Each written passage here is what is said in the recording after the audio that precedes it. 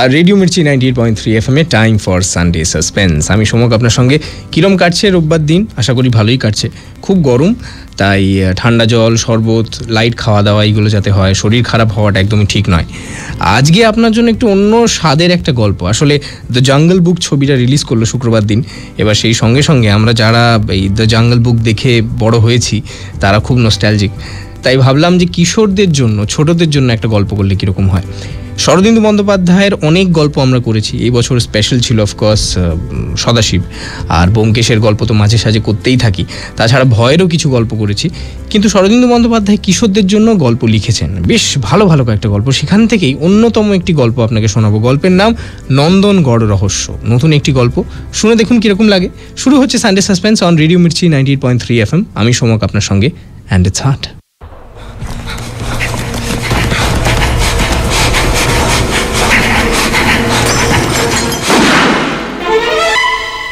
Sunday suspense শুধুমাত্র radio Mirchi 98.3 FM এ। It's hot.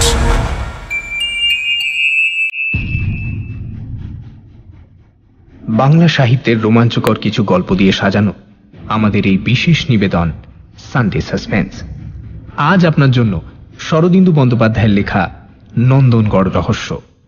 Sharadindu Bandyopadhyay, জন্ম 1899 সালের 30শে মার্চ। বাংলা সাহিত্যে শরদিন্দু বন্দ্যোপাধ্যায় একটি বিশিষ্ট নাম। ব্যোমকেশ বক্সীর স্রষ্টা তো বটেই, এছাড়া লিখে গেছেন অজস্র ছোট গল্প, দুর্দান্ত কয়েকটি ঐতিহাসিক উপন্যাস, কিশোরদের জন্য গল্প এবং চিত্রনাট্য। দীর্ঘ 37 বছরে শরদিন্দু বন্দ্যোপাধ্যায় কিশোরদের জন্য লিখেছেন মোট 28টি গল্প, তার মধ্যে অন্যতম নন্দনগড় রহস্য। এই গল্পটি আমরা নিয়েছি শরদিন্দু বন্দ্যোপাধ্যায় অমনিবাস চতুর্থ খণ্ডটি থেকে। গল্পটি রচনা হয় 1969 সালে। প্রধান চরিত্রে পঙ্কজ, হনুমন্ত এবং রঘুবীর। গল্প পাঠে দীপ এবং জগন্নাথ বসু। গল্পের সূত্রধার সমক। শুরু হচ্ছে নন্দনগড় রহস্য।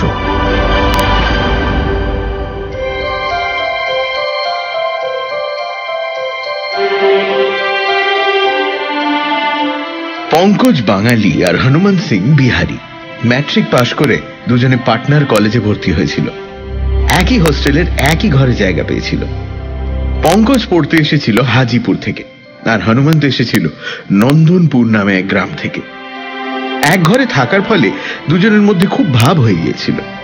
পঙ্কজ হনুমন্তকে হনু বলে ডাকত, হনু পঙ্কজকে বলতো পাংখা। পঙ্কজের চেহারা সাধারণ বাঙালি ছেলের মতো, লম্বা একহারা শরীর, চোখে মুখে বুদ্ধির ছাপ। সে লেখাপড়ায় ভালো, আবার খেলাধুলাতেও ওস্তাদ। হনুমন্তের চেহারা রাজপুত্রের মতো, টকটকে রং, মুখশ্রীর তুলনা নেই। লেখাপড়ায় একটু নরম, কিন্তু হকি, ফুটবল, ক্রিকেট সব খেলাতেই আছে। কলেজের হস্টেলে বছরখানেক কাটাবার পর গ্রীষ্মের ছুটি এসে পড়ল। পঙ্কজ হনুমন্তকে জিজ্ঞেস করলো,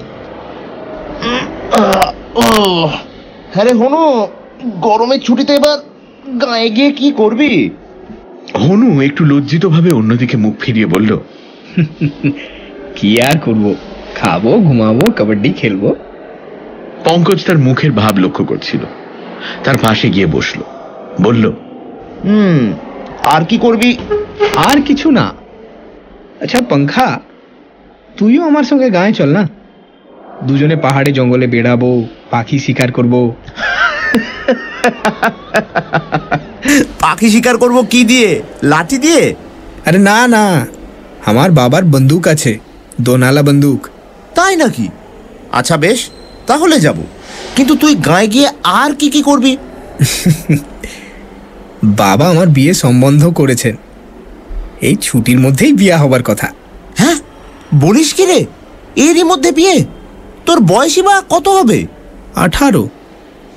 আমার মোটে ইচ্ছে নেই, কিন্তু কি করব, আমাদের বংশের এই রেওয়াজ হয়। যে সময়ের কাহিনী, তখনও ভারতবর্ষে ইংরেজ রাজত্ব শেষ হয়নি, স্বাধীনতার হাওয়া আমাদের গায়ে লাগেনি। পঙ্কজ বলল, আচ্ছা হনু, তুই তোর হবু বউকে দেখেছিস? ধুর, শাদি সে পেহলে বউকে দেখতে আছে? ও ভিন গায়ের মেয়ে, শুনেছি লেখাপড়া জানে না, খাজা মুখ্যু।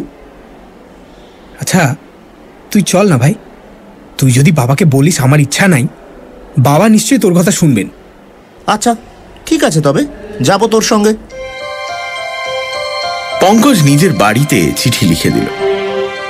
তারপর ছুটি আরম্ভ হলে দুই বন্ধু নন্দনপুর গ্রামে চলল। পাটনা থেকে গয়া লাইনে মাইল 25 গেলে ছোট্ট একটা স্টেশন পড়ে। এইখানে ট্রেন থেকে নামতে হয়। তারপর 5 মাইল গরুর গাড়ির রাস্তা। হনুমন্তের বাবা গরুর গাড়ি পাঠিয়েছিলেন। গরুর গাড়ির পুরনো গাড়োয়ান ছেদিরাম গোয়ালা প্ল্যাটফর্মে এসে দাঁড়িয়েছিল। আরো কয়েকজন যাত্রী উপস্থিত ছিল। পঙ্কজ আর হনুমন্ত যে কামরা থেকে নামলো সেই কামরাতে একটি পরিবার উঠল, স্বামী, স্ত্রী এবং একটি 10-11 বছরের ফুটফুটে মেয়ে। হনুমন্ত তাদের চেনে না। সে তাদের পানে এক নজর তাকালো। তারা কামরায় গিয়ে বসলো, গাড়ি ছেড়ে দিল।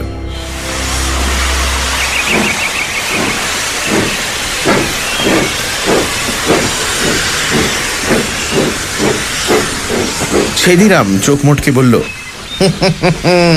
হনুমন্ত ভাইয়া, কেমন দুলহান দেখলে? दुल्हन मतलब बहू कहाँ? বাহ, দেখলে না? আরে শ্যামানন্দ সিং তার স্ত্রী আর মেয়ে রাম দুলারিকে নিয়ে গয়া পুজো দিতে গেল। ওই মেয়ে তো তোমার বউ হবে। হ্যাঁ, ওই ওই ওই পুচকে মেয়েটা? রাম রাম রাম রাম। পঙ্কজ হেসে বলল, দেখতে কিন্তু ভারী সুন্দর, তোর সঙ্গে খুব মানাবে। আরে ওইটুকু বিড়াল ছানার মতো মেয়ে আমি বিয়ে করবো না, নেই করনা। হনুমন্ত মুখ গোমড়া করে গরুর গাড়িতে উঠে বসলো। পঙ্কজ আর কিছু বলল না, গাড়িতে উঠল। মালপত্র তুলে নিয়ে ছেদিরাম গাড়ি ছেড়ে দিল। পাথুরে রাস্তা, চারিদিকে দৃশ্য পাথুরে, উঁচু নিচু ঢেউ খেলানো জমি। সামনে দূরে ছোট ছোট লম্বাটে ধরনের পাহাড় কুমিরের মতন পড়ে আছে। তাদের ফাঁকে ফাঁকে চাষের জমি। গাছপালা গ্রীষ্মের তাপে শুকিয়ে গেছে। ঘণ্টা 3 পরে তারা গ্রামে এসে পৌঁছল। বেশ বর্ধিষ্ণু গ্রাম, প্রায় 250 ঘর মানুষের বাস। বেশিরভাগই ভূঁইয়া রাজপুত। তাছাড়া 2-4 ঘর কামার, কুমোর, ময়রা, গয়লা, ছুতো, নাপিত আছে। গ্রামটি ভারী শ্রীমন্ত। একটি প্রকাণ্ড দিঘিকে ঘিরে লোকালয় গড়ে উঠেছে। কতদিনের পুরনো দিঘি কেউ বলতে পারে না। 4টি পাড়ে পাথর বাঁধানো ঘাট, মাঝখানে কাকচক্ষু জল টলটল করছে। অতি বড় অনাবৃষ্টির বছরেও দিঘির জল শুকোয় না। হনুমন্তের বাড়িটা দিঘির পশ্চিম দিকে ঘাটের ঠিক সামনে। সেকেলে গড়নের দোতলা বাড়ি, ছোট ছোট জানলা দরজা, মোটা মোটা কপাটের ওপর লোহার গুল বসানো, যেন ছোটখাটো দুর্গ।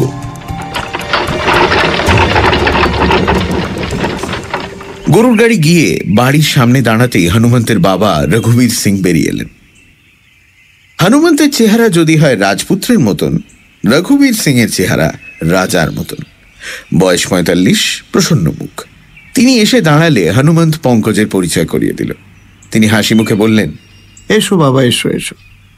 গরুর গাড়ি হাটরানিতে নিশ্চয়ই খুব খিদে পেয়ে গেছে তোমার। দুজনের কাঁধে 2 হাত রেখে তিনি তাদের বাড়ির মধ্যে নিয়ে গেলেন। হনুমন্ত মায়ের সঙ্গে দেখা করতে দোতলায় চলে গেল। নিচের তলা একটা ঘরে পঙ্কজকে নিয়ে গিয়ে রঘুবীর সিং বললেন, এই ঘরে তোমরা 2 দোস্ত আরামসে থাকবে। ঘরে পাশাপাশি 2টি খাট পাতা, একটি চৌকির ওপর খাবার ঢাকা দিয়ে রাখা রয়েছে। কিছুক্ষণ পরে হনুমন্ত ফিরে এলো। দুজনে খেতে বসলো। নানান রকম খাবার, কচুরি, সিঙ্গাড়া, বালুশাহী, গোলাপ জামুন, মতিচুর। দুজনে পেট ভরে খেলো। খাওয়া শেষ হলে হনুমন্ত বলল, चल पंखा, তোকে আমাদের গ্রাম দেখিয়ে নি। চল চল, মজা আয়েগা, চল। তখন বেলা 11টা বেজে গেছে। মাথার ওপর কড়া রোদ্দুর, কিন্তু রোদ্দুর ওদের গায়ে লাগে না। 2 বন্ধু গ্রামের রাস্তায় রাস্তায় কিছুক্ষণ বেড়ালো। মাঠ কোঠা একটা বাড়ির সামনে দিয়ে যাওয়ার সময় শুনতে পেল মেয়েলি গলায় কান্নার আওয়াজ। হনুমন্ত দাঁড়িয়ে পড়ল। বাড়ির সামনে কেউ নেই। একটি বুড়ো লোক লাঠি ধরে রাস্তা দিয়ে আসছিল। হনুমান তাকে জিজ্ঞেস করল, মাহাতো, হ্যাঁ মাহাতো, এ ফেকুরামের বাড়িতে কান্নাকাটি কিসের? মাহাতো চিবিয়ে চিবিয়ে বলল, কি আর বলি বাবা, ফেকুরাম পরশু সকালে পাটনা গিয়েছিল বুঝলে। কাল রাত্রিরে বাড়ি ফিরে আসবার কথা, কিন্তু সে ফেরেনি। আজ সকালে তার বউ ওই বাবাজির কাছে গিয়েছিল। বাবাজি ইশারায় জানিয়েছেন যে ফেকুরাম নাকি মরে গেছে। ভাবো একবার। হনুমন্ত কি বলবে ভেবে পেল না। বুড়ো মাহাতো নিজে থেকেই বলে চলল, ফেকুটা হঠাৎ বড় লোক হয়েছিল। হ্যাঁ, 2 বছরে 10 বিঘে জমি কিনেছিল, বউকে সোনার গয়না দিয়েছিল। অত সুখ কি কপালে সহ্য হয়? দুই বন্ধু আবার চলতে শুরু করলো। যেতে যেতে পঙ্কজ জিজ্ঞেস করলো, হ্যাঁ রে, এই বম্বাম দাস বাবাজিটি কে? একজন সাধু, গ্রামের কিনারায় থাকেন। মৌনী সাধু, তাই কারোর সঙ্গে বাত নেই করতে, কেবল মাঝে মাঝে বম বম করেন। চল তোকে দেখাই। সাধুদের ওপর পঙ্কজের ভক্তি ছিল না। সে একটু ঠাট্টার স্বরে বলল, ওরে বাবা, এই সাধু বাবাও বুঝি ভূত ভবিষ্যৎ সব দেখতে পারেন নাকি? আরে ধুর, ওরকম সাধু নয়। ও কারোর সঙ্গে বাতই করে না, জপ তপ নিয়ে থাকেন। पर কেউ গম্ভীর প্রশ্ন নিয়ে ওর কাছে গেলে উনি ইশারে মে জানিয়ে দেন। গ্রাম পেরিয়ে কিছু দূর পূব দিকে গেলে একটা আম বাগান পড়ে। সেই আম বাগানে প্রকাণ্ড আম গাছের তলায় একটা চালা ঘর। ঘরের সামনে এক গাদা ছাইয়ের ওপর ধনী জ্বলছে। ধনীর সামনে বসে আছেন বম বম দাস বাবাজি। বয়স আন্দাজ 50, বেশি দাড়ি গোঁফ নেই, মাথায় কাঁচা পাকা চুল কাঁধ পর্যন্ত এসেছে, কপালে ভস্য টিকা। মুখের ভাব শান্ত, চোখে স্বচ্ছ সহজ দৃষ্টি। হনুমন্ত গিয়ে প্রণাম করল। পঙ্কজ হাত জোর করে মাথা নোয়ালো। বাবা হাসি হাসি মুখে দুজনের পানে চাইলেন। হনুমন্ত বলল, আজ गर्मी की छुट्टी में বাড়ি এসেছি। এ আমার কলেজের বন্ধু। बाबूजी, ये फेकुराम नापित मर गया क्या? বাবার মুখের হাসি মিলিয়ে গেল। তিনি স্থির হয়ে বসে রইলেন, উত্তর দিলেন না। পঙ্কজ হঠাৎ প্রশ্ন করল, আচ্ছা সাধু বাবা, সামনের পরীক্ষায় আমরা কি পাশ করব? বাবার মুখ আবার প্রফুল্ল হলো। এবারও তিনি উত্তর দিলেন না, কেবল চোখ তুলে উঁচু দিকে চাইলেন। এই সময় একটু আশ্চর্য রকমের ব্যাপার ঘটল। বাগানের গাছে গাছে আম ফলেছিল, চারিদিকে পাকা ফলের গন্ধ। হঠাৎ দমকা হাওয়া এসে গাছের ডালপালা নাড়িয়ে দিয়ে চলে গেল। সঙ্গে সঙ্গে দুটি রং ধরা সোনালি আম গাছ থেকে খসে মাটিতে পড়ল। তারপর গড়াতে গড়াতে ধুনির পাশে এসে স্থির হল। বাবাজি আম দুটো তুলে দুই বন্ধুর হাতে দিলেন। কৌতুক ভরা চোখে চেয়ে হাত তুলে তাদের বিদায় দিলেন। বললেন, बम बम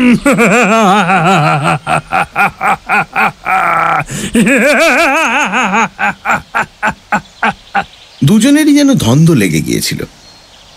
তারা যন্ত্রের মতন কয়েক পা গিয়ে পরস্পরের মুখ চেয়ে বোকাটে হাসি হাসল। তারপর হনুমন্ত উত্তেজিত চাপা গলায় বলল, पंखा, হ্যাঁ पंखा, বুঝতে পারলি? আমরা দুজনে পরীক্ষায় পাস করব এই কথা বাবা ইশারায় জানিয়ে দিলেন। হ্যাঁ, তাই হবে, কিন্তু একটা বড় ভুল হয়ে গেল রে। বাবাকে জিজ্ঞেস করলে হতো তোর বিয়ে কবে হবে। না না না, बाबाजी के ওসব বাজে প্রশ্ন করলে ও গুসা হতে। চল চল, তোকে তোকে একটা মজার জিনিস দেখাই। কি মজার জিনিস? আমাদের রাজবাড়ি, নন্দনগড়ের রাজবাড়ি। সে আবার কি রে? আমার পূর্বজরা মানে আমার পূর্বপুরুষেরা এক সময় পর এ তল্লাটের রাজা ছিলেন। হ্যাঁ, আজ রাত্রিরে পিতাজির মুখে গল্প শুনিস। আমবাগানের ওপারে খানিকটা পাথরের মাঠ। তারপর হঠাৎ মাঠ শেষ হয়ে গেছে। মাঠের কিনারায় একটা প্রকাণ্ড তেঁতুল গাছ, তারপরেই অতল স্পর্শ খাদ। প্রায় 100 গজ চওড়া আর 150 গজ লম্বা জায়গাটা ধসে গিয়ে একটা বিরাট গহ্বরের সৃষ্টি হয়েছে। গহ্বরের চারপাশ খাড়া উঁচু শক্ত পাথর দিয়ে তৈরি, নিচে নামার কোনো রাস্তা নেই। তেঁতুল গাছটা খাদের ওপর খানিকটা ঝুঁকে আছে, তার একটা ডাল ধরে পঙ্কজ নিচের দিকে উঁকি মারল। 50-60 গজ নিচে খাদের অসমতল জমির ওপর ঝোপঝাড় গজিয়েছে। এখানে ওখানে চাপ চাপ পাথরের ঢিবি পড়ে আছে। তার মধ্যে দূরের একটা ঢিবি বেশ উঁচু। এখান থেকে কেউ যদি নিচে পড়ে যায় তার নির্ঘাত মৃত্যু। পঙ্কজ বলল, এই হনু, তোর রাজবাড়ি কোথায় রে? হনুমন্ত বড় ঢিপির দিকে আঙুল দেখিয়ে বলল, ও দেখ রা वहां पे, হ্যাঁ ওইখানে রাজবাড়ি ছিল, এখন মাটি চাপা পড়েছে। ছোটবেলায় বচপন মে কাহানি শুনেছি, অনেক বছর আগে এখানে ভীষণ ভূমিকম্প হয়েছিল। ও রাজবাড়ি শুদ্ধ পুরা এলাকা সমস্ত মাটির নিচে তলিয়ে যায়। আমার সব কথা ঠিকভাবে মনে নেই, তবে তুই যদি শুনতে চাস রাত্রিরে পিতাজিকে জিজ্ঞেস করিস, পিতাজি জানেন। আমাদের পূর্বজ মানে পূর্বপুরুষ পুঁথি লিখে গিয়েছিলেন, সে তালপাতার পুঁথি এখনো আমাদের বংশে আছে। দুজনে বাড়ি ফিরে এলো। দিঘিতে স্নান করে খেতে বসল। দোতলায় খাবার ঘর। রঘুবীর সিং দুজনকে দুপাশে নিয়ে খেতে বসলেন। হনুমন্তের মা পরিবেশন করলেন। মোটাসোটা ফর্সা মানুষটি, হাসি ভরা মুখে প্রকাণ্ড মুক্ত নথ। খেতে খেতে হনুমন্ত জিজ্ঞেস করল, বাউজি, এ ফেকুরাম নাপিত সচ মে মর গয়া? কিছু বোঝা যাচ্ছে না। কুছ দিন থেকে ফেকুরামের চাল চলন একদম বদলে গিয়েছিল। আগে ফেকু গায়ের লোকের চুল ছেটে দাড়ি কামিয়ে যা 2-4 পয়সা পেত, তাতে কষ্টে সৃষ্টে পেট চালিয়ে দিত। তারপর হঠাৎ সে পাটনায় যেতে শুরু করলো। যেদিন যায় তার 2 দিন পরে ফিরে আসে। দেখতে দেখতে তার অবস্থা একদম ফিরে গেল। গা শুদ্ধ লোকের চোখ টাটালো, কিন্তু কেউ বুঝতেই পারলো না ফেকু কোথা থেকে টাকা নিয়ে আসে। আমার বিশ্বাস ফেকু পাটনায় কোনো চোর ডাকাতের দলে মিশেছিল। শেষ পর্যন্ত অধর্মের ফল ফুলে গেল। ফেকু হয়তো পুলিশের হাতে ধরা পড়েছে কিংবা ডাকাতের দল তাকে খুন করেছে, কিছু বলা যায় না। তবে মৌনি বাবা নাকি জানিয়েছেন ফেকু বেঁচে নেই। তাই হবে, বাবার কথা কখনো মিথ্যা হয় না। 2-4 দিনের মধ্যে পাকাপাকি জানা যাবে। আর কোনো কথা হলো না এ বিষয়ে। পঙ্কজ বলল, রাজবাড়ির গহ্বর দেখে এসছি, রাত্রিরে আপনার কাছে গল্প শুনবো। রঘুবীর খুশি হয়ে বললেন, বেশ বেশ বেশ, সন্ধ্যার পর চবুতরায় বসা যাবে, ঠিক হ্যাঁ? দুপুরবেলাটা দুই বন্ধু নিজের নিজের খাটে শুয়ে কাটালো। তারপর উঠে খানিকক্ষণ দাবা খেলল। সূর্যাস্ত হতে বেশি দেরি নেই দেখে পঙ্কজ বলল, এই হনু, চল একটু বেরিয়ে আসি। এই দুপুরের খাবারটা না এখনো হজম হয়নি। হ্যাঁ তা চল। কোন দিকে যাবি? রাজবাড়ির দিকে। রাজবাড়ির গর্ত তো দেখলি, আর কি দেখবি? আবার দেখবো, জায়গাটা বড় ভালো লেগেছে রে। দুজনে বেরোলো। রাজবাড়ির খাদের কাছে গিয়ে তেঁতুল তলায় বসল। সূর্য তখনও অস্ত যায়নি, কিন্তু ঝাঁকড়া তেঁতুল গাছের তলায় অন্ধকার। নিচে গহ্বরের তল পর্যন্ত দেখা যায় না। কালো জলের মতন অন্ধকার ভরে উঠেছে। মনে হয় সূর্যাস্ত হলে গহ্বর কানায় কানায় কালো জলে ভরে উঠবে। পঙ্কজ সেই দিকে তাকিয়ে তাকিয়ে কেমন যেন আচ্ছন্ন হয়ে পড়ল। पंखा, এই पंखा, কি ভাবছিস? ভাবছি কতকাল আগে এখানে একদল মানুষ বাস করত। সন্ধে হলে চারিদিকে কেমন আলো জ্বলে উঠত।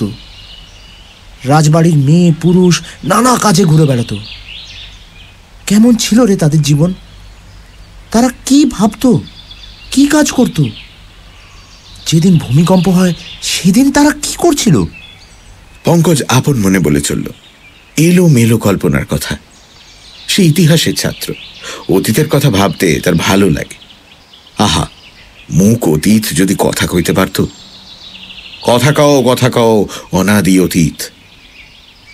কিছুক্ষণ তার কল্পকথা শোনবার পর হনুমন্ত হাসতে হাসতে উঠে দাঁড়ালো। তার হাত ধরে টেনে বলল, লে আব বহুত হুয়া, ওঠ, এবার বাড়ি যাই।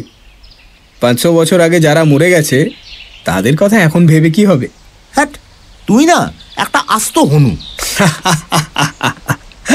সেই বলা। বাড়ি ফিরে গিয়ে তারা দেখল ভাঙের শরবত তৈরি হয়েছে। দই, মিচড়ি, গোলমরিচ, শশার বিচি দিয়ে অপূর্ব ঠান্ডাই শরবত। গ্রীষ্মকালে এতে শরীর ঠান্ডা থাকে, রাত্রিরে ভালো ঘুম হয়। হনুমন্ত বড় একটা ঘটি ঠান্ডাই নিজেদের ঘরে নিয়ে এসে বলল, পাঙ্খা আয়। দুজনে বসে বসে ঘটি শেষ করল। চাকরেরা ঘরে ঘরে কেরোসিন লণ্ঠন রেখে গেছে, ধূপধুনো দিয়েছে। দোতলায় ঠাকুর ঘরে ঠাকুরের শীতল ভোগ হচ্ছে। শাঁখ, ঘড়ি, ঘণ্টার আওয়াজ শোনা যাচ্ছে। পঙ্কজের মনে হলো সে কতকাল আগেকার ভারতবর্ষে ফিরে গেছে। চাকর এসে জানালো মালিক চবুতরায় তলব করেছেন। দুজনে উঠে বাইরে গেল।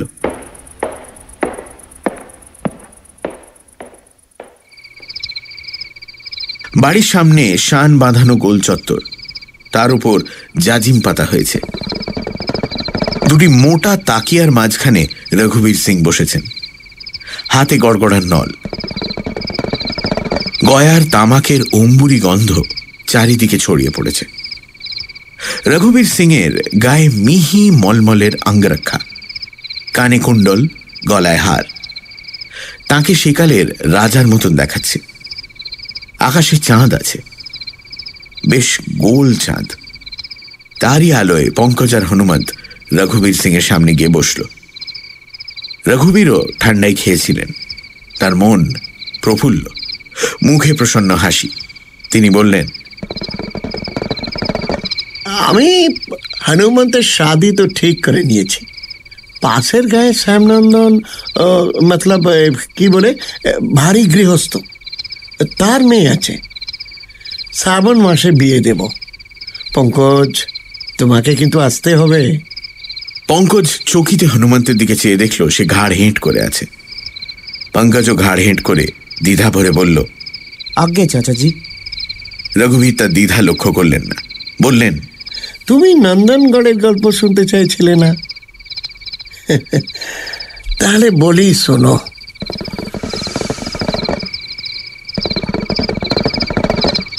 কয়েকবার গড়গড়া নলের টান দিয়ে তিনি বলতে আরম্ভ করলেন, আজ থেকে করিবন 500 বছর আগে এখানে নন্দনগড় নামে একটা রাজ্য ছিল। ছোট রাজ্য। আজকাল একটা জেলার আয়তন যতখানি, ততখানি জায়গা নিয়ে রাজ্য। আশপাশে এমনি ছোট ছোট রাজ্য আরো আছে। তখন মোগলেরা ভারতবর্ষে ঢুকেছে। মোগল পাঠানে মারামারি কাটাকাটি শুরু হয়ে গেছে। চারদিকে বিশৃঙ্খলা। তার মধ্যে ছোট ছোট হিন্দু রাজ্যগুলি কোনো মতে টিকে আছে। যারা নন্দনগড় রাজ্য স্থাপন করেছিলেন তারা ছিলেন রাজপুত ক্ষত্রিয়। বহুত পহলে রাজস্থান থেকে বেরিয়ে পূব দিকে এসে এই এলাকায় রাজ্য স্থাপন করেছিলেন। রাজ্যের মাঝখানে পাথর দিয়ে দুর্গ রচনা করেছিলেন। এই দুর্গই ছিল একাধারে তাদের রাজপুরী, তাদের রাজধানী। রাজস্থান ছেড়ে আসার পরও রাজপুতেরা নিজেদের রীতিনীতি, আচার ব্যবহার এসব ছেড়ে দেননি। শরৎকালে হরিণ বরাহ মারবার জন্য শিকারে বেরুতেন। ওই কি বলে না তোমাদের 12 মাসে 13 পার্বণ, এইসব তো লেগে থাকতো। মাঝে মাঝে পড়শি রাজার সঙ্গে যুদ্ধ বেঁধে যেত। ছেলে মেয়ের বিয়ে হতো জাতের মধ্যে, এক রাজার ছেলের সঙ্গে অন্য রাজ্যের মেয়ের। এমনি ভাবে কত শতাব্দী কেটে গেল তার কোনো ঠিকানা নাই। তারপর হঠাৎ একদিন এলো, যে দিনটা নন্দনগড় রাজ্যের শেষ দিন।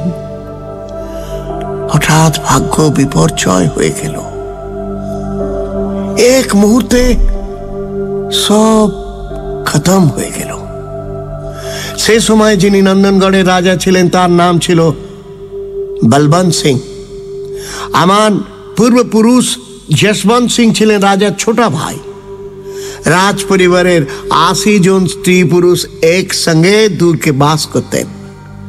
রাজা বলবন্ত সিং এর বড় ছেলে যুবরাজ কুমার সিং এর শাদী ঠিক হয়েছে পাশের একটি রাজ্যের রাজকন্যার সঙ্গে।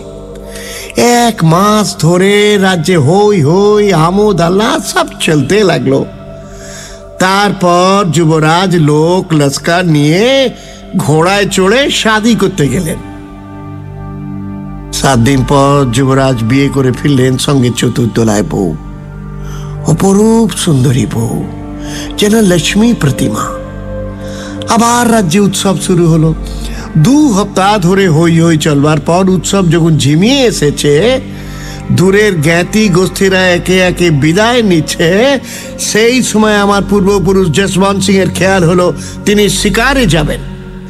2 মাস ধরে ভোজ চলেছে, ছাগল ভেড়া সব শেষ হয়ে গেছে, জঙ্গল থেকে হরিণ মেরে আনতে হবে। 20 জন সঙ্গী নিয়ে যশবন্ত সিং তো বেরোলেন, হাতে বল্লম, কাঁধে ধনুক। পূব দিকের পাহাড় পার হলে প্রকাণ্ড জঙ্গল, সেখানে হরিণ আছে, বাঘ ভাল্লুকও মাঝে মাঝে দেখা যায়। ওদের ইচ্ছে ছিল 2 দিন ধরে জঙ্গলের শিকার খেলবেন, তারপর দ্বিতীয় দিন সন্ধেবেলা শিকার নিয়ে ফিরে আসবেন। তখন হেমন্তকাল, গাছের সবুজ পাতা, মাটিতে সবুজ ঘাস। প্রথম দিন তারা খুব শিকার খেললেন, কয়েকটা হরিণ ময়ূর মারলেন। রাত হলে হরিণ আর ময়ূরের মাংস দিয়ে শিক কাবাব করে খেলেন। তারপর কচি ঘাসের বিছানায় শুয়ে পরম আরামে ঘুমিয়ে পড়লেন। দুপুর রাতে হঠাৎ তাদের ঘুম ভেঙে গেল। তারা ধড়মড়িয়ে উঠে বসলেন। এই মাটি দুলছে, চারদিকে গাছ, মরমর শব্দে ডালপালা নাড়ছে। ঘোড়াগুলো ভয় পেয়ে দাপাদাপি শুরু করে দিয়েছে। মাটির তলা থেকে বিকট গড়গড় গড়গড় আওয়াজ বেরোচ্ছে। প্রথমটা কেউ বুঝতে পারলো না কি হচ্ছে, তারপর বুঝলো, আরে আই বাপ, এ তো ভূকম্প। সে কি ভূকম্প! সারা পৃথিবী তোলপাড় হচ্ছে। যে দাঁড়িয়ে উঠছে সে আছাড় খেয়ে পড়ে যাচ্ছে, যে শুয়ে আছে সে গড়াগড়ি খাচ্ছে। এমন ভয়ঙ্কর ভূকম্পে তল্লাটে কখনো হয়নি। এইভাবে চলবার পর আস্তে আস্তে ভূকম্পের বেগ কমে এলো, মাটি স্থির হলো। যশবন্ত সিং তার সঙ্গীদের নিয়ে বসে আছেন। চারদিকে অন্ধকার, রাত কত জানার উপায় নাই। বনের মধ্যে তো প্রহরের ঘন্টা বাজে না। সকলের মন বাড়ি ফেরার জন্য অধীর। না জানি কি হচ্ছে সেখানে। সকলের স্ত্রী পুত্র পরিবার আছে, কিন্তু এই অন্ধকারে পথ চিনে ফিরে যাওয়া যে অসম্ভব। অবশেষে রাত কাটলো। পূবের আকাশে দিনের আলো ফোটার সঙ্গে সঙ্গে যশবন্ত সিং তার সঙ্গীদের নিয়ে ঘোড়া ছোটাল।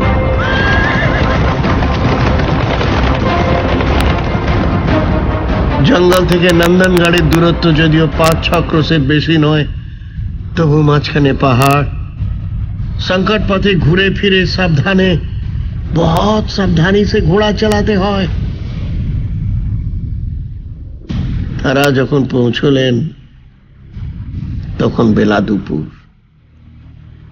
নানা রকম আশা আকাঙ্ক্ষা নিয়ে তারা ফিরেছেন, কিন্তু ফিরে এসে যা দেখলেন তাতে তাদের বুকের স্পন্দন প্রায় থেমে গেল। নন্দনগড় দুর্গ নাই, তার জায়গায় বিরাট একটা হ্রদ, আর তার ঘোলা পানি নিয়ে টলমল টলমল করছে। ভূকম্পের ফলে দুর্গ খতলে তলিয়ে গেছে, আর মাটির তলা থেকে জল উঠে এসে গহ্বরটাকে কানায় কানায় ভরিয়ে দিয়েছে।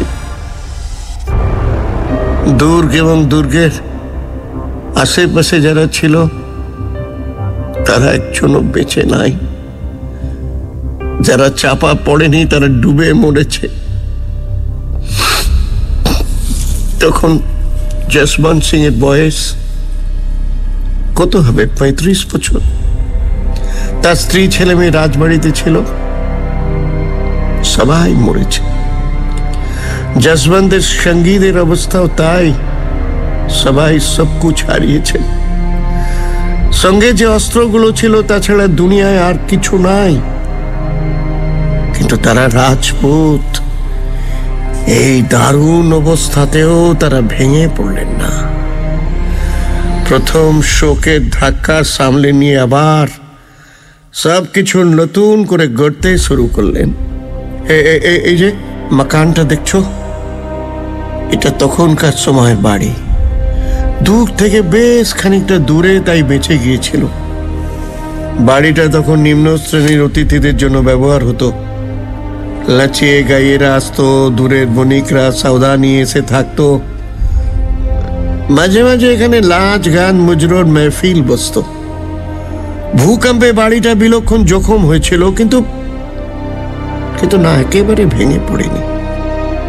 যশবন্ত সিং তো এই বাড়ি মেরামত করিয়ে বাস করতে লাগলেন। দূর দূর থেকে লোক এনে গ্রাম বসালেন। নতুন লোকেরা মাটি কেটে নিজেদের ঘর বাড়ি তৈরি করলো। ঘর বাড়ির সঙ্গে পুকুর হলো, আর এই গ্রামের নাম হলো নন্দনপুর। এই সেই নন্দনপুর গ্রাম। যশবন্ত সিং আর তার সঙ্গীরা আবার শাদী করলেন, নতুন করে সংসার পাতলেন। ধীরে ধীরে তাদের বংশধরের সংখ্যা বাড়তে লাগলো।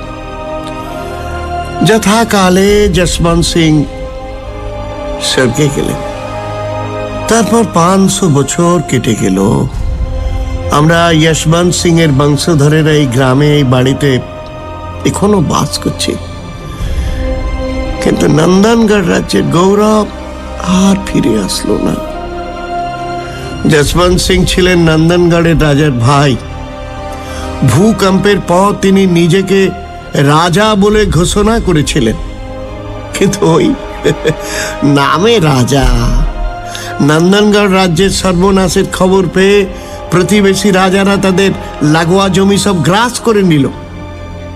যশবন্ত সিং এর টাকা নাই, সৈন্য নাই, কিসের জোরে রাজ্য রক্ষা করবেন? শেষ পর্যন্ত নন্দনপুর গ্রামের চারপাশের 1000 খানিক বিঘে জমিন রয়ে গিয়েছিল। এই 1000 বিঘে জমিনই এখন আমাদের, কি বলবো, আমাদের একমাত্র সম্বল। আর সম্বল আমাদের বংশ মর্যাদা, বংশের সাবেক চাল চলন। বুঝলে? হে, আমি এখনো বজায় রেখেছি। যতদিন ক্ষমতা থাকবে ততদিন আমি এটা বজায় রাখবো।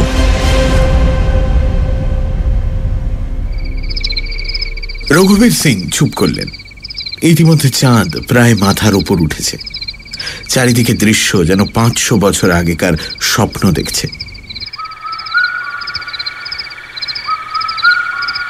একটা পাপিয়া দূরের আমবাগান থেকে বুক ফাটা ডাক ডেকে উঠল। পঙ্কজ আস্তে আস্তে বলল, দুর্গ ধসে গিয়ে যে গহ্বর হয়েছে আপনি বললেন তা জলে ভরে গিয়েছিল, কিন্তু এখন তো জল নেই। না, এখন জল নেই, কিন্তু আমার মনে আছে 35 বছর আগেও খাদের মধ্যে কাদা ছিল। বর্ষার সময় জল জমত, বকেরা গিয়ে সব বেঙাচি ধরে ধরে খেত। তারপর ক্রমে কাদা শুকিয়ে গেল। ভেবে দেখো 500 বছর লাগলো জল শুকোতে। আস্তে আস্তে ওই নদীটা মজে গেল। তাই হবে। এখনই যদি খাদে নেমে মাটি খোঁড়া হয় না, তাহলে হয়তো নন্দনগড় দুর্গ খুঁড়ে বার করা যাবে। তা হয়তো চাই, কিন্তু অত বড় গর্তে নামবে কে? কারো সাহস নেই বাবা। তাছাড়া দুর্গ খুঁড়ে বার করা তো 2-4 জন লোকের কাজ নয়। দুর্গের মধ্যে অনেক সোনা দানা হীরা জহরত চাপা পড়ে আছে, কিন্তু তা বার করতে হলে 500 জন লোক তো দরকার। অত লোক পাবো কোথায়? তাদের মজুরির টাকা বা আসবে কোত্থেকে? আমার আমলে হলো না। শুনেছি সরকারি প্রত্নতত্ত্ব বিভাগ আছে, তারা হয়তো কোনোদিন। সানডে সাসপেন্স, শুধুমাত্র রেডিও মির্চি 98.3 FM এ। It's hot. গল্পের পরবর্তী অংশ ব্রেকের পর।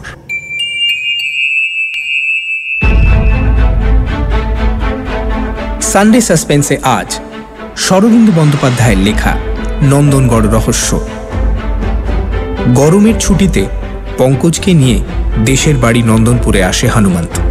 হনুমন্তের বাবা রঘুবীরের মুখে পঙ্কজ শোনে গ্রামের ইতিহাস।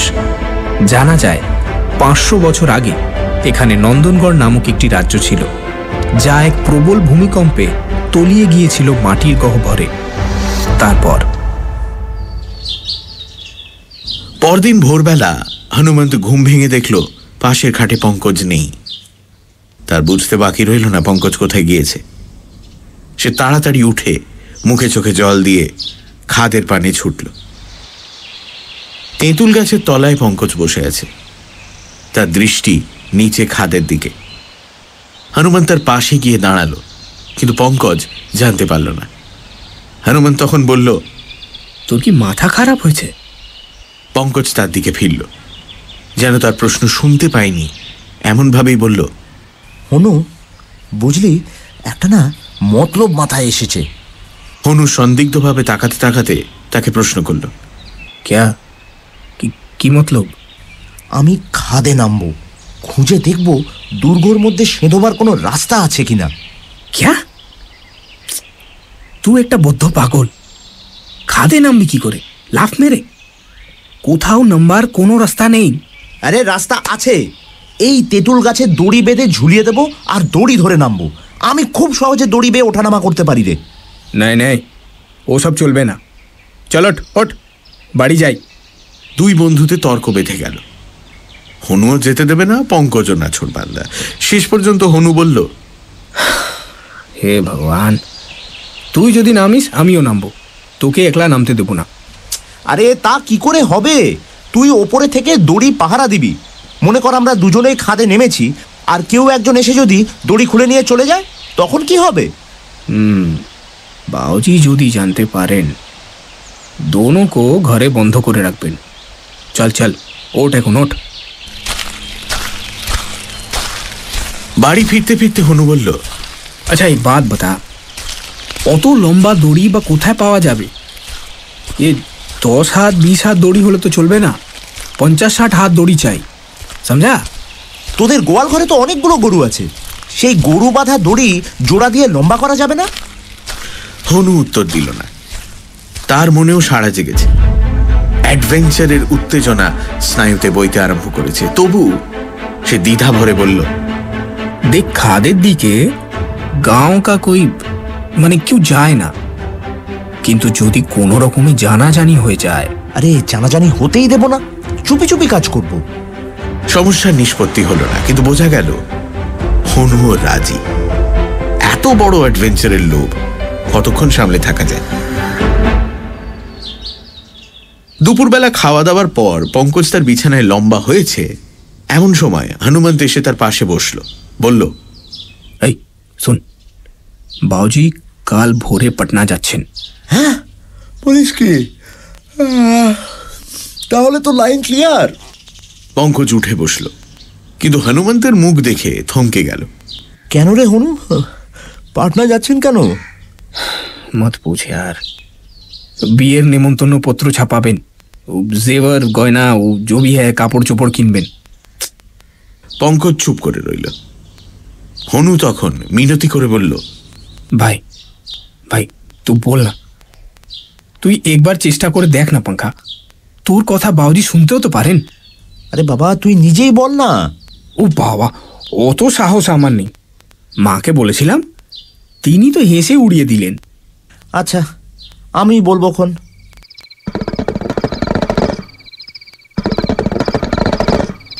সেদিন সন্ধ্যের পর রঘুবীর সিং চাতালে বসে গড়গড়া টানছেন। পঙ্কজ তার কাছে গিয়ে বসল। আজ রঘুবীর সিং এর গায়ে সাধারণ সাজ পোশাক, কানে কুণ্ডল, গলায় হার নেই। তিনি হেসে বললেন, কি গল্প শুনবে নাকি? আরে আরো অনেক গল্প আছে, মজার মজার সব গল্প। হ্যাঁ আগে চাচাজি, গল্প আরেকদিন শুনবো। যদি অনুমতি দেন, হনুমন্তের বিয়ের সম্বন্ধে একটা কথা বলি। আমি কাল পাটনা যাচ্ছি শাদির বাজার করতে। হ্যাঁ কি বলবে বলো। আচ্ছা এই মানে কি বিয়ে কবে স্থির করেছেন? শ্রাবণ মাসে ত্রয়োদশী তিথিতে, আজ থেকে 1.5 মহিনা পর। চাচাজি, হনুমন্তের না এখন বিয়ে করার ইচ্ছে নেই, ওর এখন পড়াশোনা করার ইচ্ছে। আহা করুক না পড়াশোনা, আমি কি মানা করেছি নাকি? আমি কি ওকে কলেজ থেকে ছাড়িয়ে নিচ্ছি? না, তবে চাচাজি ওর ইচ্ছে হলো গিয়ে। দেখো বাবা, আমাদের বংশে কি বলে না, ওই আবহমান কাল একটা নিয়ম চলে আসছে। ছেলের 18 বছর বয়স হলে তার শাদী হবে। হনুমন্তের এত ভয়টা কিসের? এত ছোট মেয়ের সঙ্গে ছেলে মানুষই আর কাকে বলে? আরে বউ তো আর বিয়ের সঙ্গে সঙ্গে শ্বশুর ঘর করতে আসছে না। 3-4 বছর বাপের বাড়িতে থাকবে, তারপর গৌনা হবে, তখন না শ্বশুরাল মেয়ে আসবে। এর মধ্যে হনুমন্ত যত ইচ্ছে পড়ুক, বিয়ে MA পাস করুক। আরে বাবা, আমি কি মানা করেছি নাকি? এরপর আর তর্ক করা চলে না। পঙ্কজ ফিরে এসে হনুমন্তকে বলল। হনুমন্ত মুখ গোঁজ করে রইল, তারপর বলল, তাহলে আমি পালাবো। হ্যাঁ চলা जाएगा यहाँ से, পালাবো, বিভাগী হয়ে যাব, पर ये शादी मैं नहीं करने वाला, नहीं। পরদিন সকালে রঘুবীর সিং দুজন গোমস্তা সঙ্গে নিয়ে পাটনা চলে গেলেন। হনুমন্তের মন খারাপ। পঙ্কজ তাকে নিয়ে পরামর্শ করতে বসল।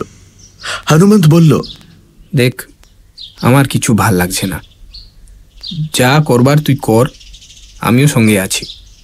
পরামর্শ করে স্থির হলো প্রথমে দড়ি জোগাড় করতে হবে। সেটা এমন কিছু শক্ত কাজ নয়। গোয়াল ঘরের লাগাও গুদাম ঘরে প্রচুর সনের দড়ি আছে। আসল সমস্যা দাঁড়ালো, দুজনেই যদি খাদে নামে তাহলে দড়ি আগলাবে কে?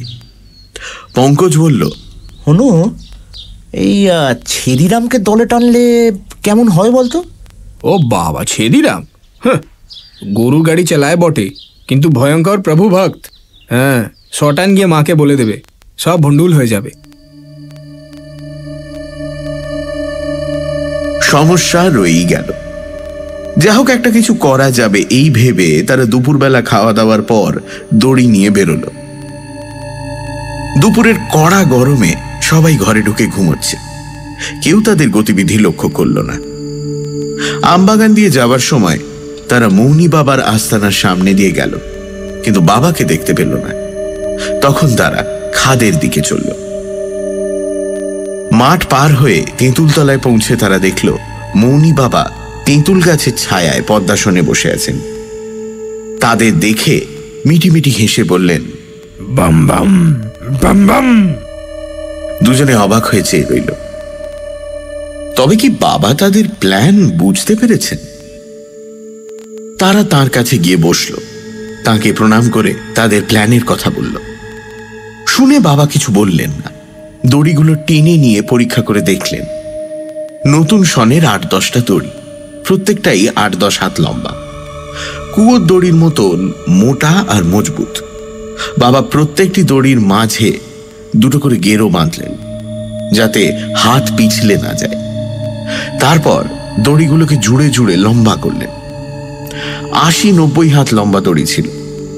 দড়ির একটা খুঁট তেঁতুল গাছের ডালে বেঁধে বাবা দড়ি খাদে ফেলে দিলেন। দড়ি ঝুলতে লাগলো। বাবা তখন ভুরু তুলে দুই বন্ধুর পানে চাইলেন। হনুমন্ত বলল, এই পাঙ্খা, আমি আগে নামবো। না, আমি আগে নামবো। হনুমন্ত কাতরভাবে মৌনি বাবার পানে তাকালো। বাবাজি, আপনি বলুন কে আগে নামবে। ওর যদি কোনো দুর্ঘটনা হয়, আমি মুখ দেখাবো কি করে? আর তোর দুর্ঘটনা হতে পারে না, তাই তো? বুদ্ধিটা আমিই বের করেছিলাম। দুর্ঘটনা যদি হয়, আমারই হওয়া উচিত। বাবাজি, আপনি বলুন কে আগে নামবে। বাবা পঙ্কজের দিকে আঙুল দেখালেন। পঙ্কজ মহানন্দে জুতো খুলে মালকোচা বেঁধে তৈরি হলো। তার গায়ে শুধু কামিজ রইল। গিঁট বাঁধা দড়ি ধরে ওঠানামা করা খুব শক্ত নয়। হাত এবং পা দিয়ে দড়ি ধরা যায়। পঙ্কজ দড়ি ধরে সাবধানে খাদের মধ্যে নেমে গেল।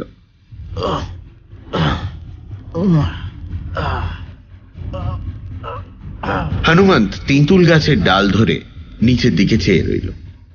বাবা প্রসন্ন মুখে গাছতলায় বসে রইলেন। দড়িটা টান হয়েছিল। 4-5 মিনিট পরে আলগা হয়ে গেল। বোঝা গেল পঙ্কজ মাটিতে পা দিয়েছে। মাটিতে নেমে পঙ্কজ দড়ি ছেড়ে দিল। এদিক ওদিক তাকিয়ে দেখল পাথুরে এবড়ো খেবড়ো মাটির ওপর ঝোপঝাড় শুকিয়ে ডাঁটা সার হয়ে গেছে। ওই ঝোপঝাড়ের ভেতর দিয়ে পায়ে হাঁটা রাস্তার মতো একটা দাগ দূরে উঁচু ঢিপির দিকে চলে গেছে। ওই ঢিপিটাই বোধহয় রাজবাড়ি ছিল। একটা বিশ্রী গন্ধ পঙ্কজের নাকে আসছিল। তার উত্তেজিত মন এতক্ষণ তা লক্ষ্য করেনি।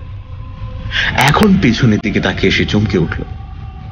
শুকনো ঝোপঝাড়ের তলা থেকে একটা মানুষের পা বেরিয়ে আছে। পঙ্কজ সেখান থেকে একটু দূরে সরে গিয়ে একটা পাথরের ওপর বসল। দড়িটা নড়তে আরম্ভ করেছে। তার মানে হনুমন্ত নামছে। পঙ্কজ উঁচু দিকে চাইল, তারপর উঠে গিয়ে দড়িটা টেনে ধরল।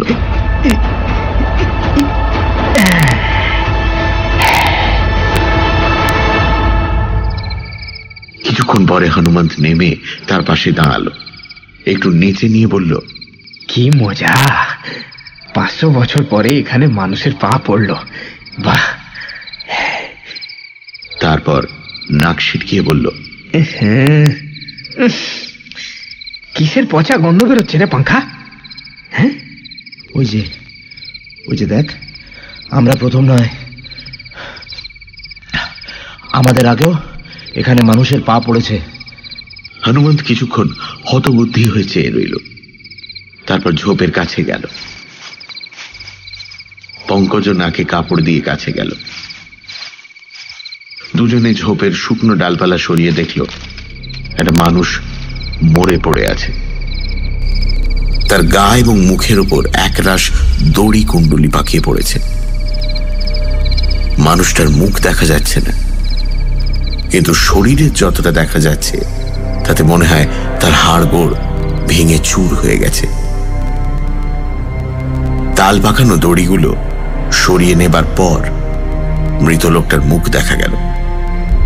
হনুমন্ত তীক্ষ্ণ নিঃশ্বাস টেনে বলল, এ তো ফেকুরাম নাপিত।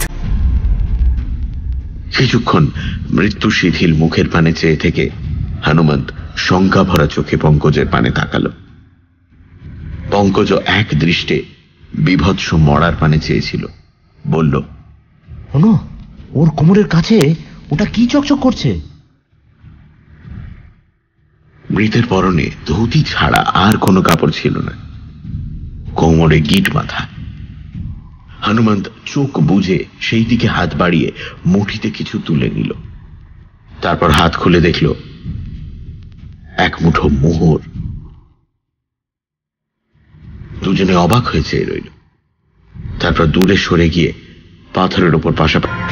ফেকু অনেক উপরে উঠেছিল, কিন্তু তেঁতুল গাছ বরাবর পৌঁছবার আগেই দড়ি খুলে যায়। ফেকু 50-60 হাত নিচে পড়ল, তার দেহ একেবারে থেতো হয়ে গেল। লোকে জানে ফেকু পাটনায় গিয়েছে। কেবল মৌনি বাবা বোধ হয় আসল কথা জানতেন। হনুমন্ত চিন্তায় ডুবে গিয়েছিল। পঙ্কজের কথায় চমক ভাঙল। অনু, দুপুর গড়িয়ে গেছে, যা ভাববার পরে ভাবা যাবে। এখন চল দেখি রাজবাড়িতে কোথায় কি আছে। হনুমন্ত উঠে দাঁড়ালো, মোহরগুলো মেলে ধরে বলল, এ তো মোহর। এগুলো কি হবে? কি আর হবে, তোদের জিনিস, তোদের পূর্বপুরুষের সোনা ফেকু চুরি করেছিল, এখন তোরা নিবি। হনুমন্ত একটু দ্বিধা ভরে মোহরগুলো রুমালে বেঁধে পকেটে রাখল, বলল,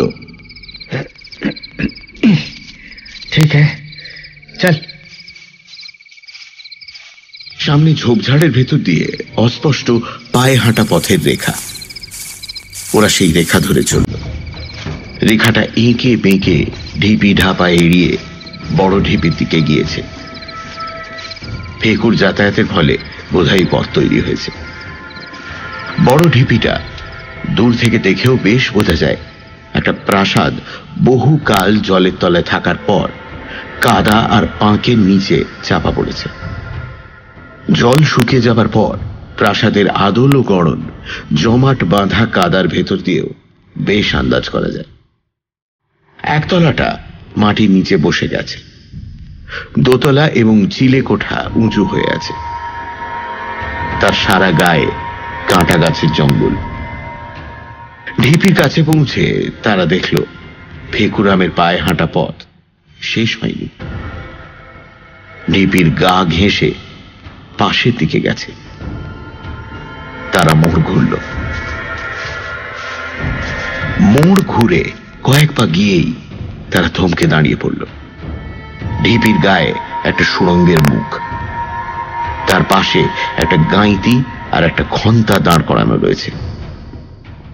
তারা সুড়ঙ্গের কাছে গেল। শুধু গাঁইতি আর খন্তা নয়, সুড়ঙ্গের মুখের মধ্যে রয়েছে একটা হ্যারিকেন লণ্ঠন। সুড়ঙ্গের ভেতরে দুর্ভেদ্য অন্ধকার। সুড়ঙ্গ কোথায় কত দূর গিয়েছে বোঝা যায় না, তবে একটা মানুষ নিচু হয়ে তার মধ্যে ঢুকতে পারে। দুই বন্ধু একবার মুখ চাওয়াচাবি করল। বলা কওয়ার কিছু ছিল না। ফেকু নাপিত তোড়জোড় করে এই সুড়ঙ্গ কেটে ভেতরে ঢুকেছিল এবং মোহরের সন্ধান পেয়েছিল, তা অতি বড় মূর্খও বুঝতে পারে। পঙ্কজ হাত বাড়িয়ে লণ্ঠনটা বাইরে আনল। দেখা গেল তার খোলের মধ্যে তেল আছে। শুধু তাই নয়, লণ্ঠনের মাথার ওপর একটা দেশলাইয়ের বাক্স। ফেকুরাম খুব বোঝানো লোক ছিল, সব রকম ব্যবস্থা করে রেখে গেছে। লণ্ঠন জেলে পঙ্কজ বলল, চল এবার 40 চরের গুহায় প্রবেশ করা যাক। ফেকুরাম অনেক কাজ এগিয়ে রেখেছে। সত্যি, ওনা থাকলে আমরা যে কি করতাম। লণ্ঠনের হাতল দাঁতে কামড়ে ধরে পঙ্কজ হামাগুড়ি দিয়ে সুড়ঙ্গের মধ্যে ঢুকল। হনুমন্ত তার পেছনে রইল। যদিও মাথার উপর বেশ খানিকটা জায়গা আছে, তবু হামা দিয়ে অগ্রসর হওয়াই সুবিধে। লণ্ঠনের আলোয় মোটামুটি দেখা যাচ্ছে। 10-12 হাত এগিয়ে যাবার পর পঙ্কজ বলল, অনু, মনে হচ্ছে তোর রাজবাড়ির পাকা মেঝে এসে গেছে রে। তাই নাকি? দুজনে সাবধানে উঠে দাঁড়ালো। হ্যাঁ, মাটির সুড়ঙ্গ শেষ হয়েছে। দুপাশে পাথরের দেওয়াল, ছাদও উঁচু। পঙ্কজ লণ্ঠন তুলে ধরে দেখতে লাগলো। একটা লম্বা বারান্দার মতন জায়গা। প্রকৃতির বিচিত্র খেয়ালে ভূমিকম্পের ঝাঁকুনিতে ভেঙে পড়েনি। তার মধ্যে বেশি কাদামাটিও জমেনি।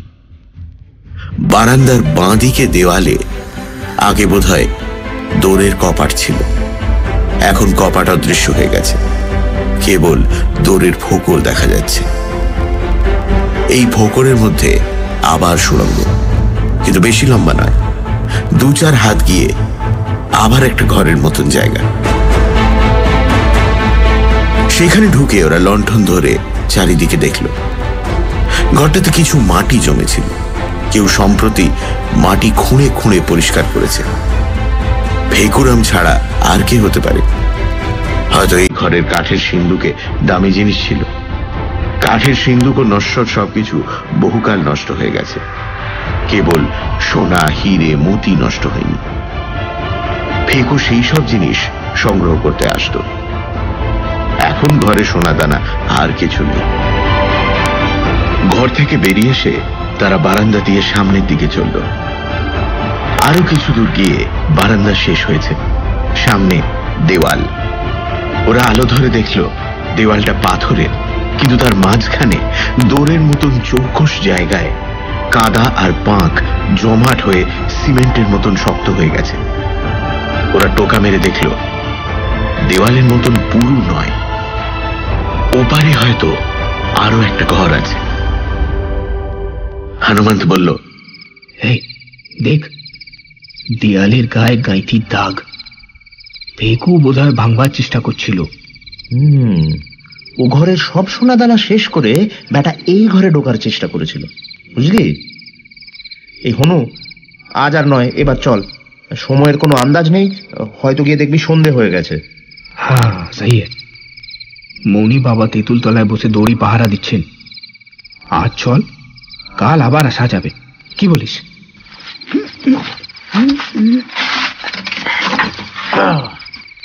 দুজনে বাইরে ফিরে এলো। লণ্ঠন নিভিয়ে রেখে বাইরের মুক্ত হাওয়ায় কিছুক্ষণ নিঃশ্বাস নিল। সন্ধে হয়নি বটে, কিন্তু নিচে রোদ নেই। দূরে ওই তেঁতুল গাছের পাতায় নিবন্ত সূর্যের সোনালি আলো ঝিলমিল করছে। যেতে যেতে হনুমন্ত বলল, আচ্ছা, ফেকুরামের মড়াটা নিয়ে কি করা যায় বলতো? উপরে তোলা আমাদের কর্ম নয়, আর তুললেই গায়ে জানাজানি হবে। আমাদের এই গোপন কথাও ফাঁস হয়ে যাবে। কিন্তু বুঝলি, মৌনি বাবাকে ব্যাপারটা জানাতেই হবে। আমার মনে হয় তিনি অন্য কাউকে কিছু বলবেন না, কিন্তু আমাদের পরামর্শ দিতে পারেন রে। দড়ি যেমন ঝুলছিল তেমনই ঝুলছে। প্রথমে পঙ্কজ ওপরে উঠে গেল।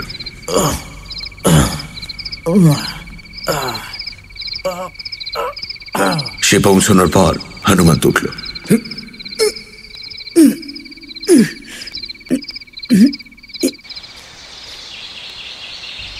মৌনি বাবা দড়ি আগলে বসেছিলেন, বললেন, বাম বাম। ওরা তখন মৌনি বাবার সামনে বসে সব কথা বলল। বাবা মন দিয়ে শুনলেন। শেষে হনুমন্ত বলল, বাবাজি, কাল কাল আবার আমরা নামবো, একটু সকাল সকাল আসবো।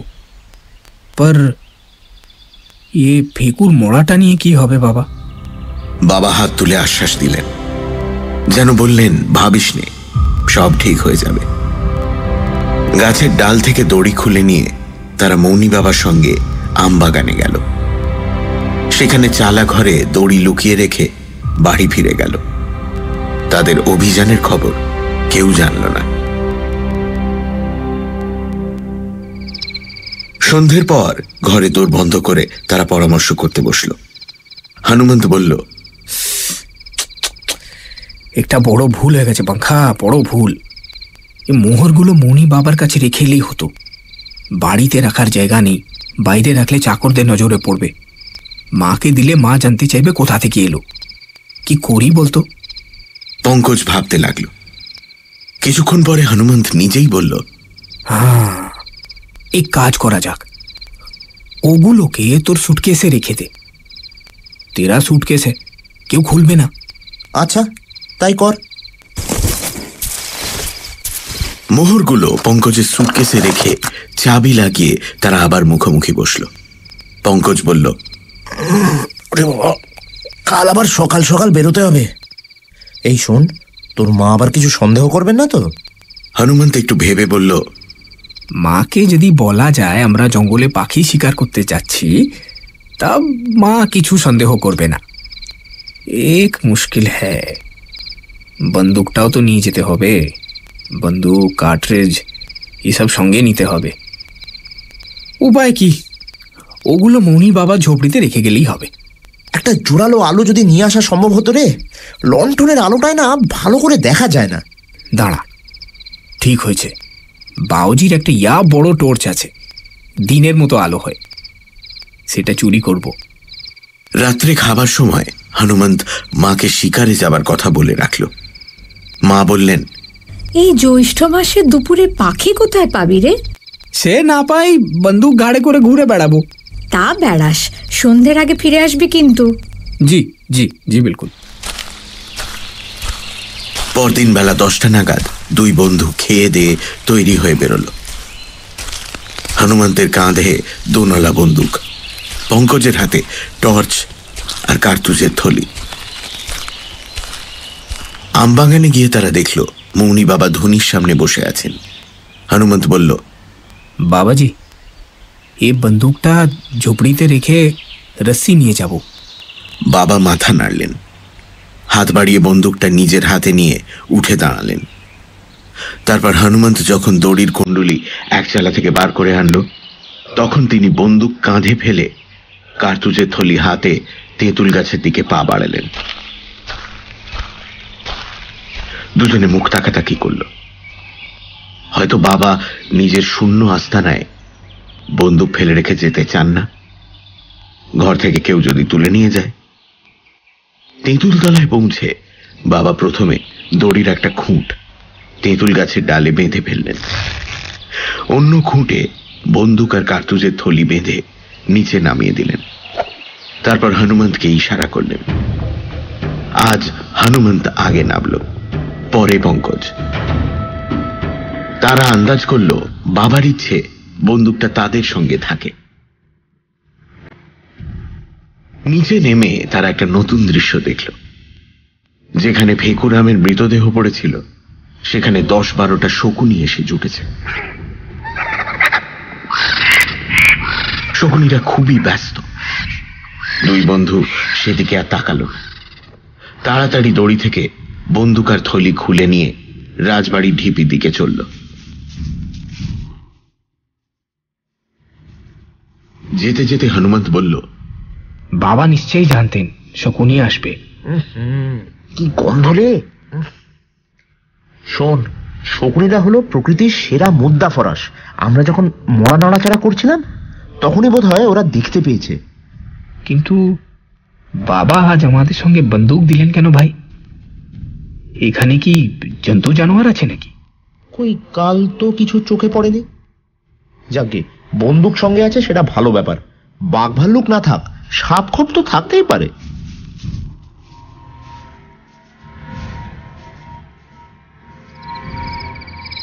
সুড়ঙ্গের সামনে পৌঁছে পঙ্কজ বলল, আজকের প্রোগ্রাম কি? ফেকুরাম যে দেয়ালটা ভাঙবার চেষ্টা করেছিল সেটা পেহলে ভাঙতে হবে।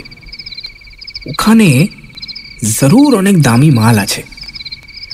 আমরা দুজনে একসাথ গাঁইতি আর শাবল চালালে ভাঙতে পারবো না? চেষ্টা করতে দোষ কি? হ্যাঁ রে হনু, বলছি যে কিরকম দামি মাল তুই আশা করছিস? হ্যাঁ, তা কি বলা যায়, হয়তো কিছুই নেই, পর। দুজনে উঠল। বন্দুক আর কার্তুজের থলি বাইরে রেখে লণ্ঠন জেলে সুড়ঙ্গে ঢুকল। তাদের সঙ্গে রইল টর্চ, গাঁইতি আর শাবল।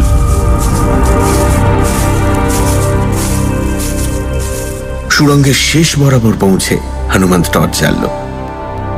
তীব্র আলোয় সংকীর্ণ সুড়ঙ্গ ভরে গেল। লণ্ঠনের আলো তার কাছে টিমটিম করতে লাগলো। লণ্ঠন আর টর্চ নামিয়ে রেখে ওরা শাবল আর গাঁইতি হাতে নিল। পঙ্কজ দেয়ালের সামনে গিয়ে দু হাতে শাবল তুলে বলল, শোন, একসঙ্গে এক জায়গায় লাগাবি। রেডি? 1 2 3।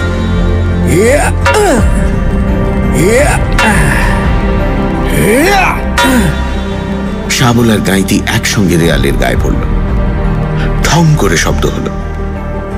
শব্দ শুনে বোঝা যায় ইট পাথরের দেয়াল নয়, কিন্তু উপাদান যাই হোক, এক চুলও নড়ল না।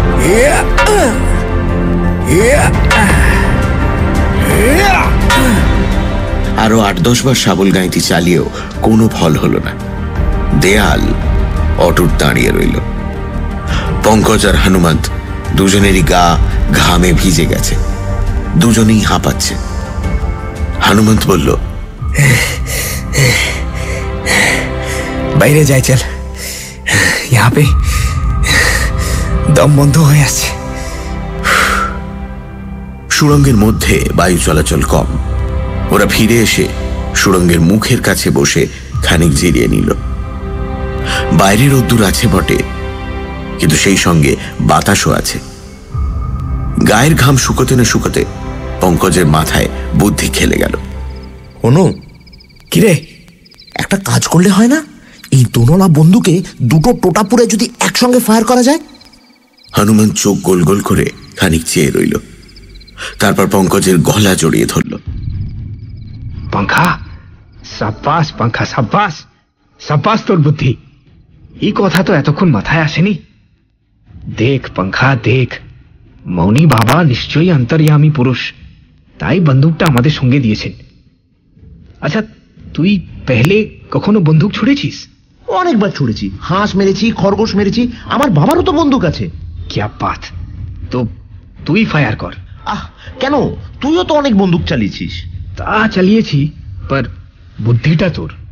নে, বন্দুকে টোটা ভর। না না, এখন না, এখন ভরবো না, ভেতরে গিয়ে ভরবো বরং। থলি থেকে পঙ্কজ কার্তুজগুলো বার করল।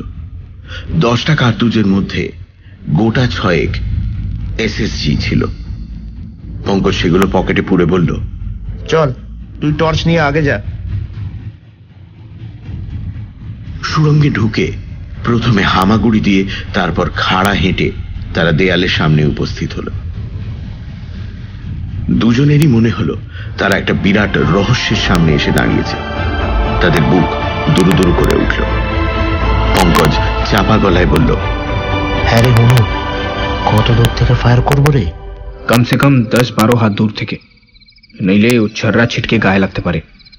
पंखा, এক কাম কর, তুই বরং এ বন্দুক আমাকে দে। আমি এ বন্দুক অনেকবার ছুড়েছি, এর ধাত আমি জানি। না, আমি ফায়ার করব, কিন্তু বদ্ধ জায়গায় ভীষণ শব্দ হবে। অনু, তুই বরং কানে আঙুল দিয়ে থাকিস, নইলে কানের পর্দা ফেটে যেতে পারে। আর আর তুই? আমি কানের ওপর শক্ত করে রুমাল বাঁধবো, এই দেখ। রুমালকে কোনাকুনি ভাবে দুপাট করে পঙ্কজ কপালের ওপর বেঁধে ফেলল। কান চাপা পড়ল। তারপর বন্দুকে 2 নলে টোঁটা পুড়ে দেয়াল থেকে 10 পা দূরে গিয়ে দাঁড়ালো। হনুমান তার পাশে দাঁড়িয়ে 2 কানে আঙুল পুড়ে দিল। টর্চ জ্বালা হলো না, কেবল লণ্ঠনের আলো। এইবার 1, 2, 3 বলে পঙ্কজ বন্দুকের ঘোড়া টিপল। বিকট শব্দ হলো। সংকীর্ণ জায়গায় ধ্বনির সঙ্গে প্রতিধ্বনি মিলে যেন দৈত্য দানবের মতো লড়াই করতে লাগলো। ওপর থেকে খানিকটা মাটি খসে মেঝে পড়ল। লণ্ঠনের কাঁচ চিড় খেয়ে গেল। পঙ্কজ আর হনুমন্ত ছুটে গেল দেওয়ালের দিকে। দেওয়াল ভেঙে পড়েনি, কিন্তু তার চারপাশ থেকে একটা শোঁ শোঁ শব্দ আসছে। দুজনে অবুঝের মতন মুখ তাকাতাকি করল। তারপর পঙ্কজ লাফিয়ে উঠে বলল, বুঝেছি, শোন, এ দেখ, দেওয়ালের ওদিকে হাওয়া নেই, এদিক থেকে হাওয়া ঢুকছে, তারই শব্দ। তার মানে দেওয়াল আলগা হয়েছে। আরেকবার বন্দুক ছুড়লেই। রুক, এবার আমি বন্দুক ছুড়ব। পঙ্কজ বন্দুকে 2 নলে আবার টোটা ভরে হনুমন্তের হাতে দিল। নিজে মাথা থেকে রুমাল খুলে তার মাথায় বেঁধে দিল। তারপর কানে আঙুল দিয়ে নাড়াল। হনুমন্ত দেয়াল লক্ষ্য করে ঘোড়া টিপল। প্রতিধ্বনির শব্দ থেমে যাওয়ার প্রায় সঙ্গে সঙ্গে আর একটা শব্দ হলো।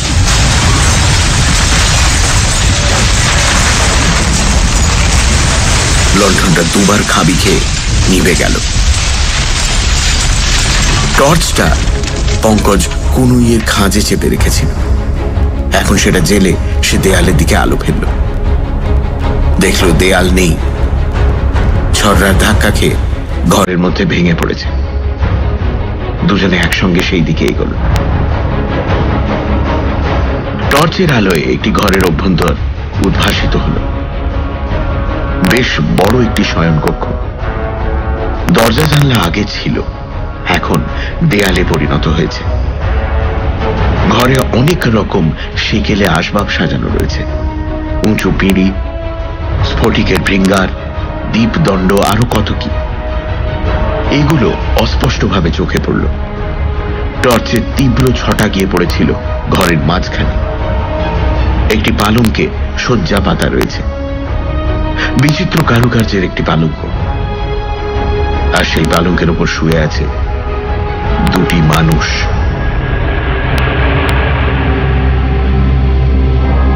হনুমান তার পঙ্কজ অন্য কোনো দিকে না তাকিয়ে, পঙ্কজের গলা প্রায় বুঝে গিয়েছিল, সে অতি কষ্টে উচ্চারণ করল, পারছি। এটা তো তুই আর তোর হবু বউ রামদুলারি। কিছুক্ষণ কোনো কথা নেই। তারপর হনুমন্ত স্বপ্নাচ্ছন্ন গলায় বলল, ওর নাম ছিল মিথিলি। চেহারা 500 বছর আগে যা ছিল, এ জন্মেও তাই আছে। সে রাত্রে আমরা ঘুমিয়ে পড়েছিলাম। আচানক গভীর রাত্রে এলো ভূমিকম্প আর জলোচ্ছ্বাস। ঘরের দরজা জানলা দিয়ে হাওয়া বাতাসের চলাচল বন্ধ হয়ে গেল। তারপর যে কি হলো। ঘর থেকে বেরোবার উপায় নেই দেখে তোরা আবার বিছানায় গিয়ে শুলি। ঘরের হাওয়া ফুরিয়ে আসতে লাগলো, দীপদণ্ডে দীপ নিভে গেল, তোরা অজ্ঞান হয়ে পড়লি। তারপর তোদের মূর্ছা মহানিদ্রায় পরিণত হলো। হনুমন্ত হঠাৎ ভয়ার্ত স্বরে বলল, আমার সব কথা মনে পড়ে যাচ্ছে। আমি আর মৈথিলি।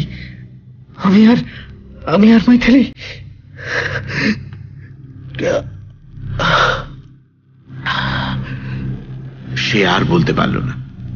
তার গলা কাঁপতে কাঁপতে থেমে গেল। দুজনে হতবাক হয়ে চেয়ে রইল। এইভাবে কতক্ষণ যে কেটে গেল তার ঠিকানা নেই। কেবল টর্চের উগ্র আলো পালঙ্কের দুটি মুখের উপর স্থির হয়ে রইল। হঠাৎ পঙ্কজ চিৎকার করে উঠল, এ কি হচ্ছে? হনু রে, দেখলি? তুই দেখলি কি হচ্ছে? এটা কি হচ্ছে? তাদের চোখের সামনে এক অভাবনীয় ব্যাপার ঘটতে আরম্ভ করেছিল। পালঙ্কে শোয়া মূর্তি দুটি কর্পূরের পুতুলের মতন উপে যেতে লাগল। পঙ্কজ আর হনুমন্তের বিস্ফারিত দৃষ্টির সামনে আস্তে আস্তে মুখ, হাত, পা সব শীর্ণ হয়ে যাচ্ছে, হাওয়ায় মিশে যাচ্ছে। শেষ পর্যন্ত পালঙ্কে পড়ে রইল ধুলো গুঁড়োর মতো খানিকটা পদার্থ। 500 বছর বদ্ধ ঘরের মধ্যে যা অটুট ছিল, আলো বাতাসের স্পর্শে দেখতে দেখতে তা অণু পরমাণুতে পরিণত হল।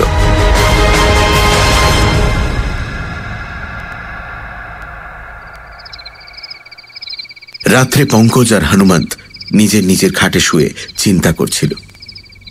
দুজনেরই মাথা উত্তপ্ত হয়েছে, ঘুম আসছে না। কিন্তু কথা কইবার মতন মনের অবস্থা নয়।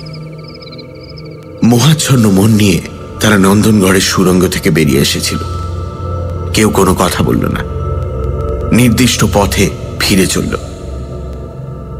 দড়ির কাছে এসে পঙ্কজ আবছাভাবে অনুভব করল ফেকুরামের মড়াটা নেই, শকুনগুলো অদৃশ্য হয়েছে।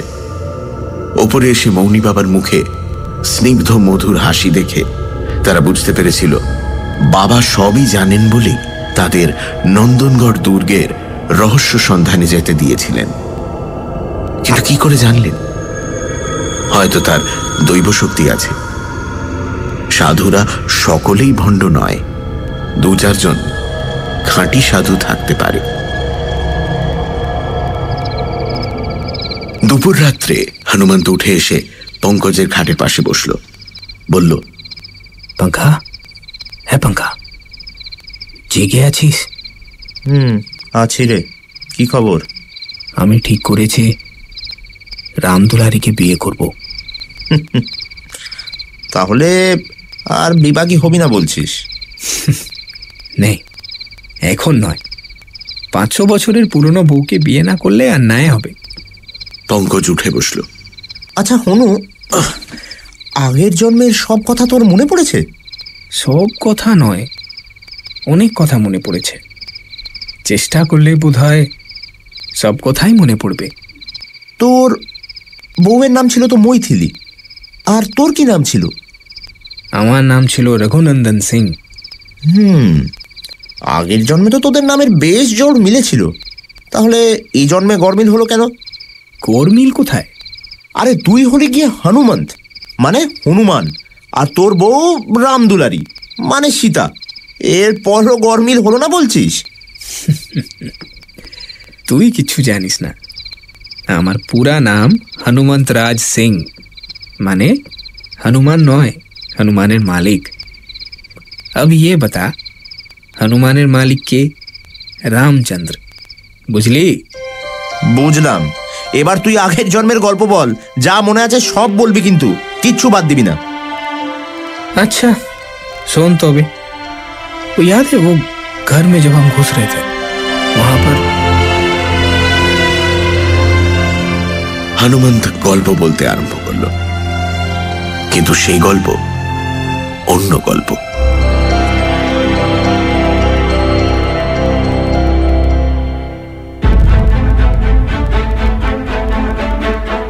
শুনছিলেন নন্দনগড় রহস্য, রচনা শরদিন্দু বন্দ্যোপাধ্যায়, গল্প পাঠে এবং ছেদিরামের চরিত্রে দীপ, গল্পের সূত্রধার হনুমন্ত এবং মাহাতো সোমক, পঙ্কজ পুষ্পল, রঘুবীর জগন্নাথ বসু, শব্দগ্রহণ, আবহ সঙ্গীত এবং স্পেশাল এফেক্টসে রিচার্ড, বিশেষ সহযোগিতায় সোমক, পর্ব পরিচালনায় রাইট ব্রাদার্স থেকে অনির্বাণ এবং অভিষেক, সমগ্র পরিকল্পনা ও পরিচালনায় ইন্দ্রাণী। রেডিও মির্চির তরফ থেকে আন্তরিক ধন্যবাদ শ্রী প্রবীর চক্রবর্তীকে আমাদের পাশে থাকার জন্য। আগামী সপ্তাহে ঠিক এই সময় আরও একটি রোমাঞ্চকর গল্প নিয়ে হাজির হবে সানডে সাসপেন্স। কিছু বোঝা যাচ্ছে না। कुछ दिन থেকে ফেকুরামের চাল চলন একদম বদলে গিয়েছিল।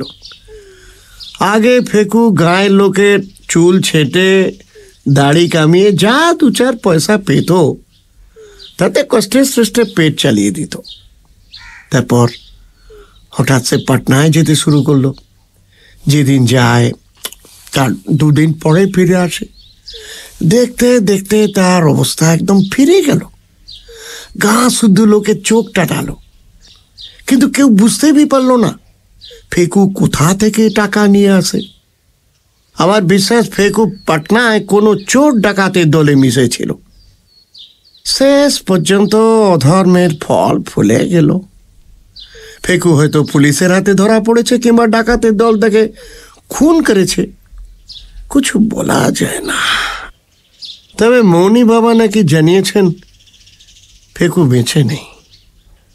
তাই হবে, বাবার কথা কখনো মিথ্যা হয় না। 2-4 দিনের মধ্যে পাকাপাকি জানা যাবে। আর কোনো কথা হলো না এ বিষয়ে। পঙ্কজ বলল, রাজবাড়ির গহ্বর দেখে এসছি, রাত্রিরে আপনার কাছে গল্প শুনবো। রঘুবীর খুশি হয়ে বললেন, বেশ বেশ বেশ, সন্ধ্যার পর চবুতরায় বসা যাবে, ঠিক হ্যাঁ? দুপুরবেলাটা দুই বন্ধু নিজের নিজের খাটে শুয়ে কাটালো। তারপর উঠে খানিকক্ষণ দাবা খেলল। সূর্যাস্ত হতে বেশি দেরি নেই দেখে পঙ্কজ বলল, এই হনু, চল একটু বেরিয়ে আসি। এই দুপুরের খাবারটা না এখনো হজম হয়নি। তা চল। কোন দিকে যাবি? রাজবাড়ির দিকে। রাজবাড়ির গর্ত তো দেখলি, আর কি দেখবি? আবার দেখবো। জায়গাটা বড় ভালো লেগেছে রে। দুজনে বেরোলো। রাজবাড়ির খাদের কাছে গিয়ে তেঁতুল তলায় বসল। সূর্য তখনও অস্ত যায়নি, কিন্তু ঝাঁকড়া তেঁতুল গাছের তলায় অন্ধকার। নিচে গহ্বরের তল পর্যন্ত দেখা যায় না। কালো জলের মতন অন্ধকার ভরে উঠেছে। মনে হয় সূর্যাস্ত হলে গহ্বর কানায় কানায় কালো জলে ভরে উঠবে। পঙ্কজ সেই দিকে তাকিয়ে তাকিয়ে কেমন যেন আচ্ছন্ন হয়ে পড়ল। पंखा এই पंखा, কি ভাবছিস? ভাবছি কতকাল আগে এখানে একদল মানুষ বাস করত। সন্ধে হলে চারিদিকে কেমন আলো জ্বলে উঠত। রাজবাড়ির মেয়ে পুরুষ নানা কাজে ঘুরে বেড়াতো। কেমন ছিল রে তাদের জীবন? তারা কি ভাবতো, কি কাজ করত? যেদিন ভূমিকম্প হয় সেদিন তারা কি করছিল? পঙ্কজ আপন মনে বলে চলল এলো মেলো কল্পনার কথা। সে ইতিহাসের ছাত্র, অতীতের কথা ভাবতে তার ভালো লাগে। আহা, মুখ অতীত যদি কথা কইতে পারত। কথা কও অনাদি অতীত। কিছুক্ষণ তার কল্পকথা শোনবার পর হনুমন্ত হাসতে হাসতে উঠে দাঁড়ালো। তার হাত ধরে টেনে বলল, লে আব বহুত হুয়া, ওঠ এবার বাড়ি যাই। 500 বছর আগে যারা মরে গেছে তাদের কথা এখন ভেবে কি হবে? হ্যাট, তুই না একটা আস্ত হনু। সেই বলা। বাড়ি ফিরে গিয়ে তারা দেখল ভাঙের শরবত তৈরি হয়েছে। দই, মিচড়ি, গোলমরিচ, শশার বিচি দিয়ে অপূর্ব ঠান্ডাই শরবত। গ্রীষ্মকালে এতে শরীর ঠান্ডা থাকে, রাত্রিরে ভালো ঘুম হয়। হনুমন্ত বড় একটা ঘটি ঠান্ডাই নিজেদের ঘরে নিয়ে এসে বলল, पंखा আয়। দুজনে বসে বসে ঘটি শেষ করল। চাকরেরা ঘরে ঘরে কেরোসিন লণ্ঠন রেখে গেছে, ধূপধুনো দিয়েছে। দোতলায় ঠাকুর ঘরে ঠাকুরের শীতল ভোগ হচ্ছে। শাঁখ, ঘড়ি, ঘণ্টার আওয়াজ শোনা যাচ্ছে। পঙ্কজের মনে হলো সে কতকাল আগেকার ভারতবর্ষে ফিরে গেছে। চাকর এসে জানালো মালিক চবুতরায় তলব করেছেন। দুজনে উঠে বাইরে গেল।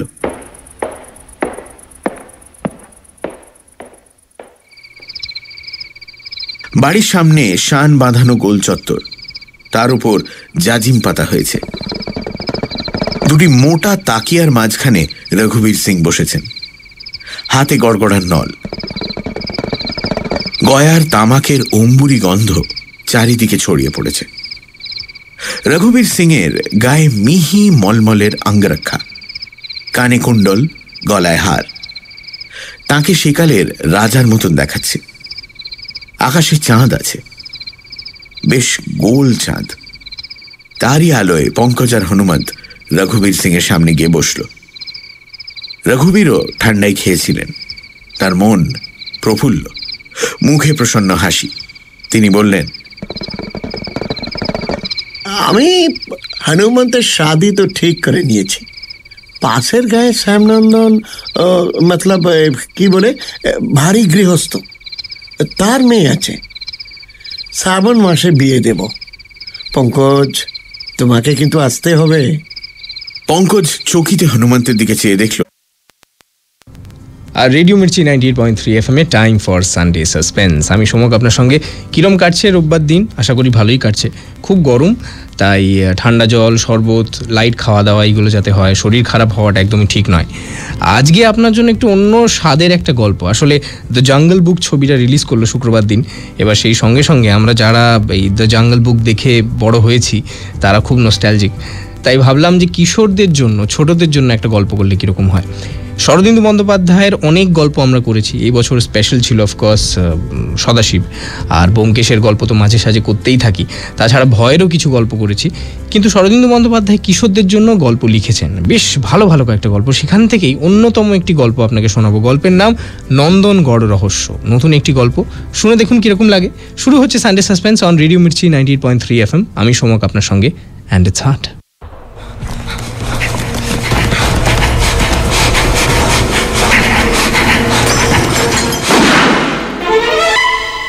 সানডে সাসপেন্স শুধুমাত্র রেডিও মির্চি 98.3 FM এ। It's hot.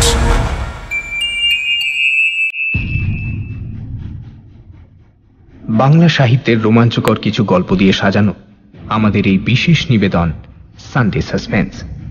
আজ আপনার জন্য শরদিন্দু বন্দ্যোপাধ্যায়ের লেখা নন্দনগড় রহস্য। শরদিন্দু বন্দ্যোপাধ্যায়, জন্ম 1899 সালের 30শে মার্চ।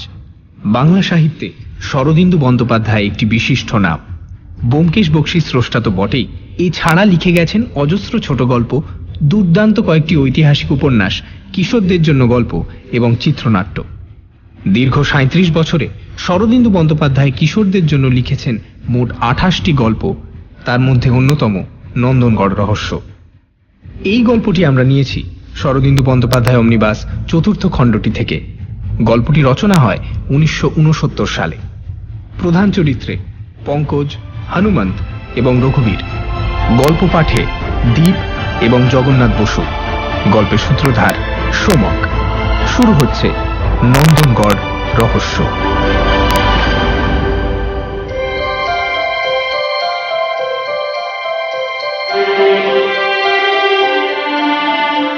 পঙ্কজ বাঙালি আর হনুমান সিং বিহারি। ম্যাট্রিক পাশ করে দুজনে পাটনার কলেজে ভর্তি হয়েছিল। একই হোস্টেলের একই ঘরে জায়গা পেয়েছিল। পঙ্কজ পড়তে এসেছিল হাজিপুর থেকে, আর হনুমন্ত এসেছিল নন্দনপুর নামে এক গ্রাম থেকে। এক ঘরে থাকার ফলে দুজনের মধ্যে খুব ভাব হয়ে গিয়েছিল। পঙ্কজ হনুমন্তকে হনু বলে ডাকত, হনু পঙ্কজকে বলতো পাংখা। পঙ্কজের চেহারা সাধারণ বাঙালি ছেলের মতো, লম্বা একহারা শরীর, চোখে মুখে বুদ্ধির ছাপ। সে লেখাপড়ায় ভালো, আবার খেলাধুলাতেও ওস্তাদ। হনুমন্তের চেহারা রাজপুত্রের মতো, টকটকে রং, মুখশ্রীর তুলনা নেই। লেখাপড়ায় একটু নরম, কিন্তু হকি, ফুটবল, ক্রিকেট সব খেলাতেই আছে। কলেজের হস্টেলে বছরখানেক কাটাবার পর গ্রীষ্মের ছুটি এসে পড়ল। পঙ্কজ হনুমন্তকে জিজ্ঞেস করলো, হ্যাঁ রে হনু, গরমের ছুটিতে এবার গায়ে গিয়ে কি করবি? হনু একটু লজ্জিত ভাবে অন্যদিকে মুখ ফিরিয়ে বলল, কি আর করব, খাবো, ঘুমাবো, কাবাডি খেলবো। পঙ্কজ তার মুখের ভাব লক্ষ্য করছিল, তার পাশে গিয়ে বসলো, বলল, আর কি করবি? আর কিছু না। আচ্ছা পাংখা, তুইও আমার সঙ্গে গায়ে চল না, দুজনে পাহাড়ে জঙ্গলে বেড়াবো, পাখি শিকার করব। পাখি শিকার করব কি দিয়ে? লাঠি দিয়ে? আরে না না, আমার বাবার বন্দুক আছে, দোনালা বন্দুক। তাই নাকি? আচ্ছা বেশ, তাহলে যাব। কিন্তু তুই গায়ে গিয়ে আর কি কি করবি? বাবা আমার বিয়ে সম্বন্ধ করেছেন, এই ছুটির মধ্যেই বিয়ে হবার কথা। হ্যাঁ বলিস কি রে, এরই মধ্যে বিয়ে? তোর বয়সই বা কত হবে? 18। আমার মোটে ইচ্ছে নেই, কিন্তু কি করব, আমাদের বংশের এই রিওয়াজ হয়। যে সময়ের কাহিনী, তখনও ভারতবর্ষে ইংরেজ রাজত্ব শেষ হয়নি, স্বাধীনতার হাওয়া আমাদের গায়ে লাগেনি। পঙ্কজ বলল, আচ্ছা হনু, তুই তোর হবু বউকে দেখেছিস? ধুর, শাদি সে পহলে বউকে দেখতে আছে? ও ভিন গায়ের মেয়ে, শুনেছি লেখাপড়া জানে না, খাজা মুখ্যু। আচ্ছা তুই চল না ভাই, তুই যদি বাবাকে বলিস আমার ইচ্ছা নাই, বাবা নিশ্চয়ই তোর কথা শুনবেন। আচ্ছা ঠিক আছে, তবে যাব তোর সঙ্গে। পঙ্কজ নিজের বাড়িতে চিঠি লিখে দিল। তারপর ছুটি আরম্ভ হলে দুই বন্ধু নন্দনপুর গ্রামে চলল। পাটনা থেকে গয়া লাইনে মাইল 25 গেলে ছোট্ট একটা স্টেশন পড়ে। এইখানে ট্রেন থেকে নামতে হয়। তারপর 5 মাইল গরুর গাড়ির রাস্তা। হনুমন্তের বাবা গরুর গাড়ি পাঠিয়েছিলেন। গরুর গাড়ির পুরনো গাড়োয়ান ছেদিরাম গোয়ালা প্ল্যাটফর্মে এসে দাঁড়িয়েছিল। আরো কয়েকজন যাত্রী উপস্থিত ছিল। পঙ্কজ আর হনুমন্ত যে কামরা থেকে নামলো, সেই কামরাতে একটি পরিবার উঠল, স্বামী, স্ত্রী এবং একটি 10-11 বছরের ফুটফুটে মেয়ে। হনুমন্ত তাদের চেনে না। সে তাদের পানে এক নজর তাকালো। তারা কামরায় গিয়ে বসলো, গাড়ি ছেড়ে দিল।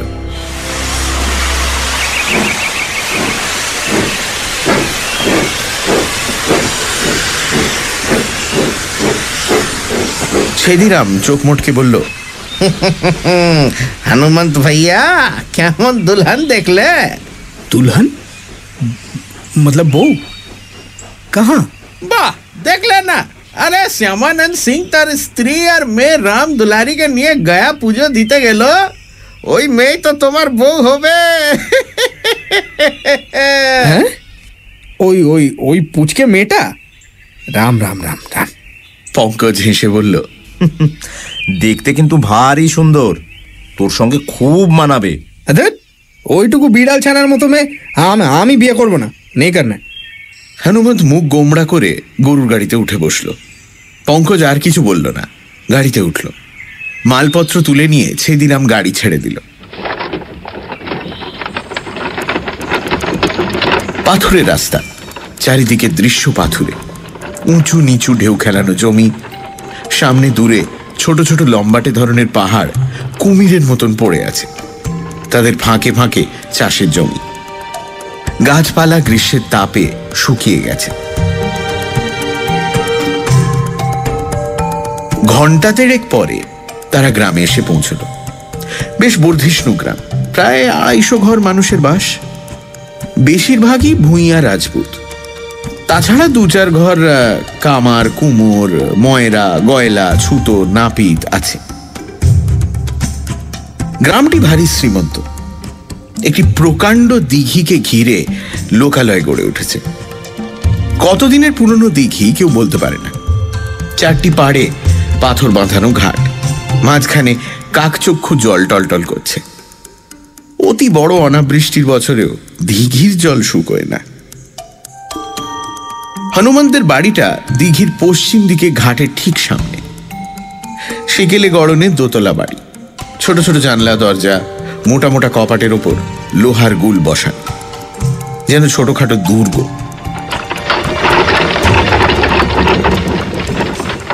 গরুর গাড়ি গিয়ে বাড়ির সামনে দাঁড়াতেই হনুমন্তের বাবা রঘুবীর সিং বেরিয়ে এলেন।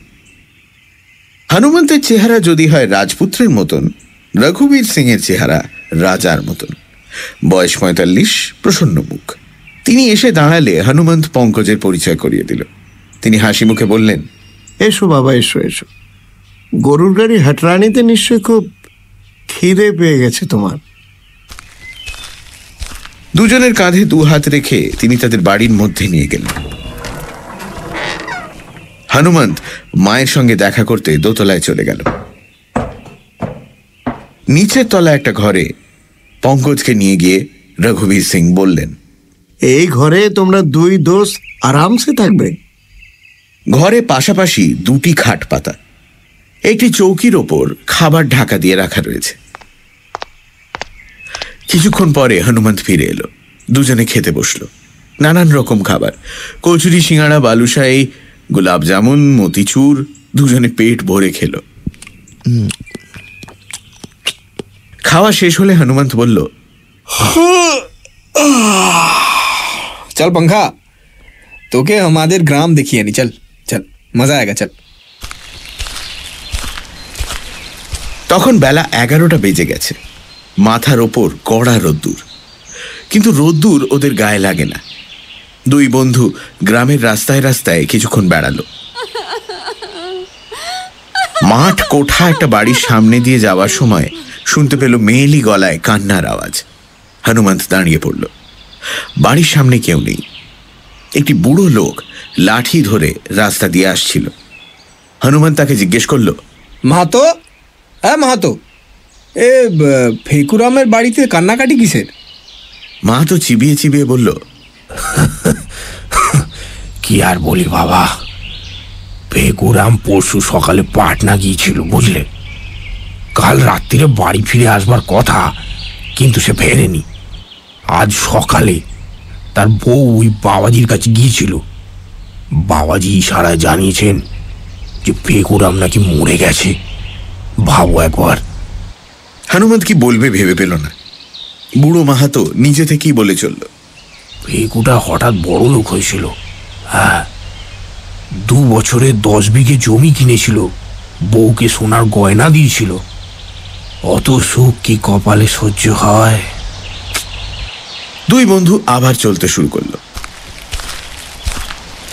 যেতে যেতে পঙ্কজ জিজ্ঞেস করলো, হ্যাঁ রে, এই বমবম দাস বাবাজিটি কে? একজন সাধু, গ্রামের কিনারায় থাকেন। মৌনী সাধু, তাই কারোর সঙ্গে বাত নেই করতে, কেবল মাঝে মাঝে বম বম করেন। চল তোকে দেখাই। সাধুদের ওপর পঙ্কজের ভক্তি ছিল না, তো সে ঘাড় হেঁট করে আছে। পঙ্কজও ঘাড় হেঁট করে দ্বিধা ভরে বলল, আজ্ঞে চাচাজি। রঘুবীর তার দ্বিধা লক্ষ্য করলেন না, বললেন, তুমি নন্দনগড়ের গল্প শুনতে চাইছিলে না? তাহলে বলি, শোনো।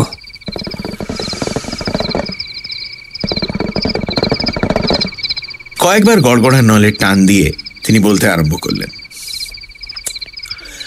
আজ থেকে করিবন 500 বছর আগে এখানে নন্দনগড় নামে একটা রাজ্য ছিল। ছোট রাজ্য।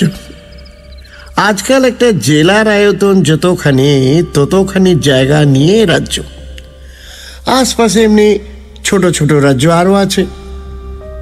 তখন মোগলেরা ভারতবর্ষে ঢুকেছে। মোগল পাঠানে মারামারি কাটাকাটি শুরু হয়ে গেছে। চারদিকে বিশৃঙ্খলা। তার মধ্যে ছোট ছোট হিন্দু রাজ্যগুলি কোনো মতে টিকে আছে। যারা নন্দনগড় রাজ্য স্থাপন করেছিলেন তারা ছিলেন রাজপুত ক্ষত্রিয়। বহুত পহলে রাজস্থান থেকে বেরিয়ে পূব দিকে এসে এই এলাকায় রাজ্য স্থাপন করেছিলেন। রাজ্যের মাঝখানে পাথর দিয়ে দুর্গ রচনা করেছিলেন। এই দুর্গই ছিল একাধারে তাদের রাজপুরী, তাদের রাজধানী। রাজস্থান ছেড়ে আসার পরও রাজপুতেরা নিজেদের রীতিনীতি, আচার ব্যবহার এসব ছেড়ে দেননি। শরৎকালে হরিণ বরাহ মারবার জন্য শিকারে বেরুতেন। ওই কি বলে না তোমাদের 12 মাসে 13 পার্বণ, এইসব তো লেগে থাকতো। মাঝে মাঝে পড়শি রাজার সঙ্গে যুদ্ধ বেঁধে যেত। ছেলে মেয়ের বিয়ে হতো জাতের মধ্যে, এক রাজার ছেলের সঙ্গে অন্য রাজ্যের মেয়ের। এমনি ভাবে কত শতাব্দী কেটে গেল তার কোনো ঠিকানা নাই। তারপর হঠাৎ একদিন এলো, যে দিনটা নন্দনগড় রাজ্যের শেষ দিন। হঠাৎ ভাগ্য বিপর্যয় হয়ে গেল। এক মুহূর্তে সব খতম হয়ে গেল। সে সময় যিনি নন্দনগড়ের রাজা ছিলেন তার নাম ছিল বলবন্ত সিং। আমার পূর্বপুরুষ যশবন্ত সিং ছিলেন রাজার ছোট ভাই। রাজ পরিবারের 80 জন স্ত্রী পুরুষ একসঙ্গে দুর্গে বাস করতেন। রাজা বলবন্ত সিং এর বড় ছেলে যুবরাজ কুমার সিং এর শাদী ঠিক হয়েছে পাশের একটি রাজ্যের রাজকন্যার সঙ্গে। 1 মাস ধরে রাজ্যে হই হই আমোদ আল্লাহ সব চলতে লাগলো।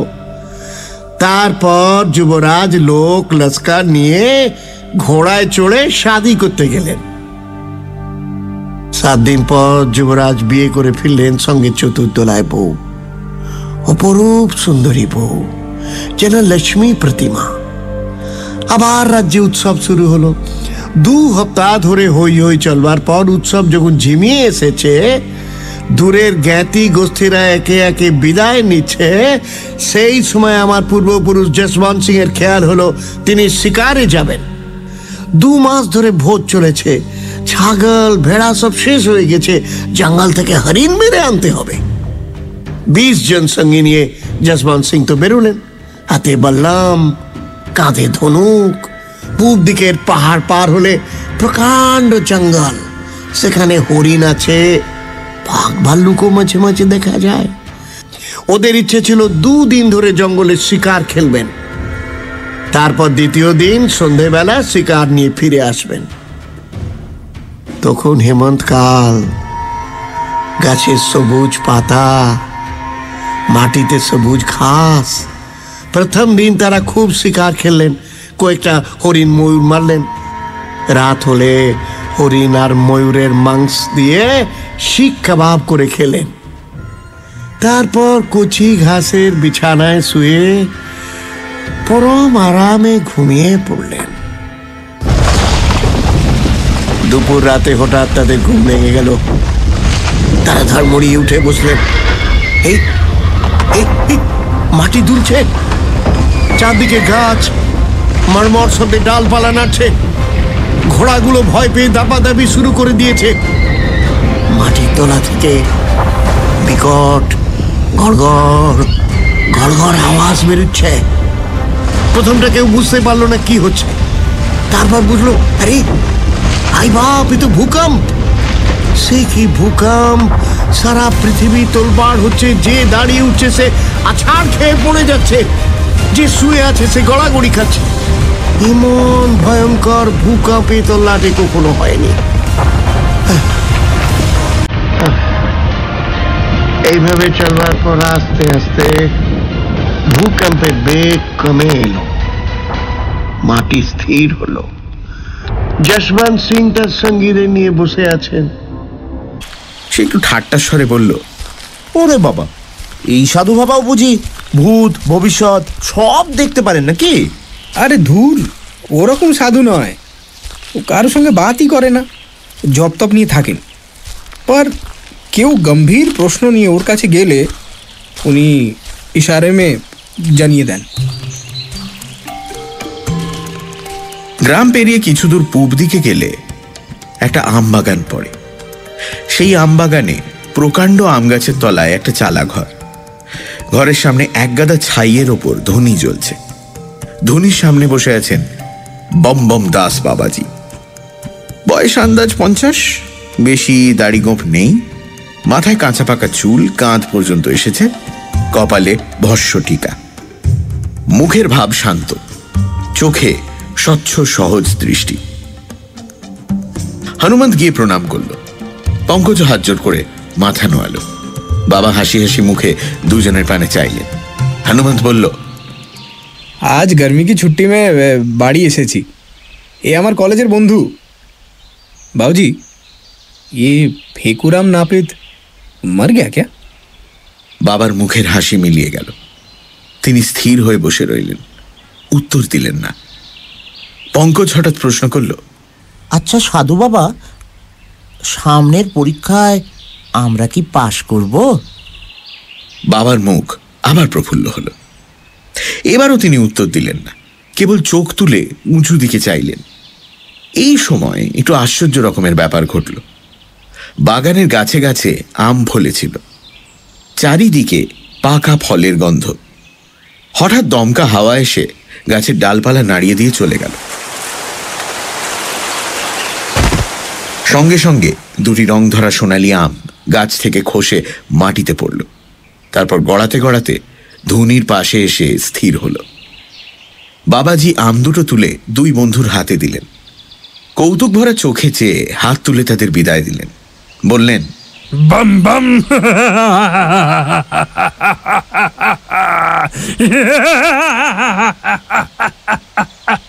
দুজনেরই যেন ধন্দ লেগে গিয়েছিল।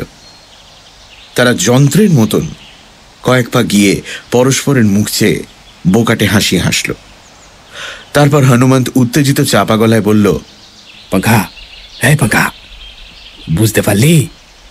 আমরা দুজনে পরীক্ষায় পাস করব এই কথা বাবা ইশারায় জানিয়ে দিলেন। হ্যাঁ, তাই হবে, কিন্তু একটা বড় ভুল হয়ে গেল রে। বাবাকে জিজ্ঞেস করলে হতো তোর বিয়ে কবে হবে। না না না, बाबाजी के ওসব বাজে প্রশ্ন করলে ও গুসা হতে। চল চল, তোকে তোকে একটা মজার জিনিস দেখাই। কি মজার জিনিস? আমাদের রাজবাড়ি, নন্দনগড়ের রাজবাড়ি। সে আবার কি রে? আমার পূর্বজরা মানে আমার পূর্বপুরুষেরা এক সময় পর এ তল্লাটের রাজা ছিলেন। হ্যাঁ, আজ রাত্রিরে পিতাজির মুখে গল্প শুনিস। আমবাগানের ওপারে খানিকটা পাথরের মাঠ। তারপর হঠাৎ মাঠ শেষ হয়ে গেছে। মাঠের কিনারায় একটা প্রকাণ্ড তেঁতুল গাছ, তারপরেই অতল স্পর্শ খাদ। প্রায় 100 গজ চওড়া আর 150 গজ লম্বা জায়গাটা ধসে গিয়ে একটা বিরাট গহ্বরের সৃষ্টি হয়েছে। গহ্বরের চারপাশ খাড়া উঁচু শক্ত পাথর দিয়ে তৈরি, নিচে নামার কোনো রাস্তা নেই।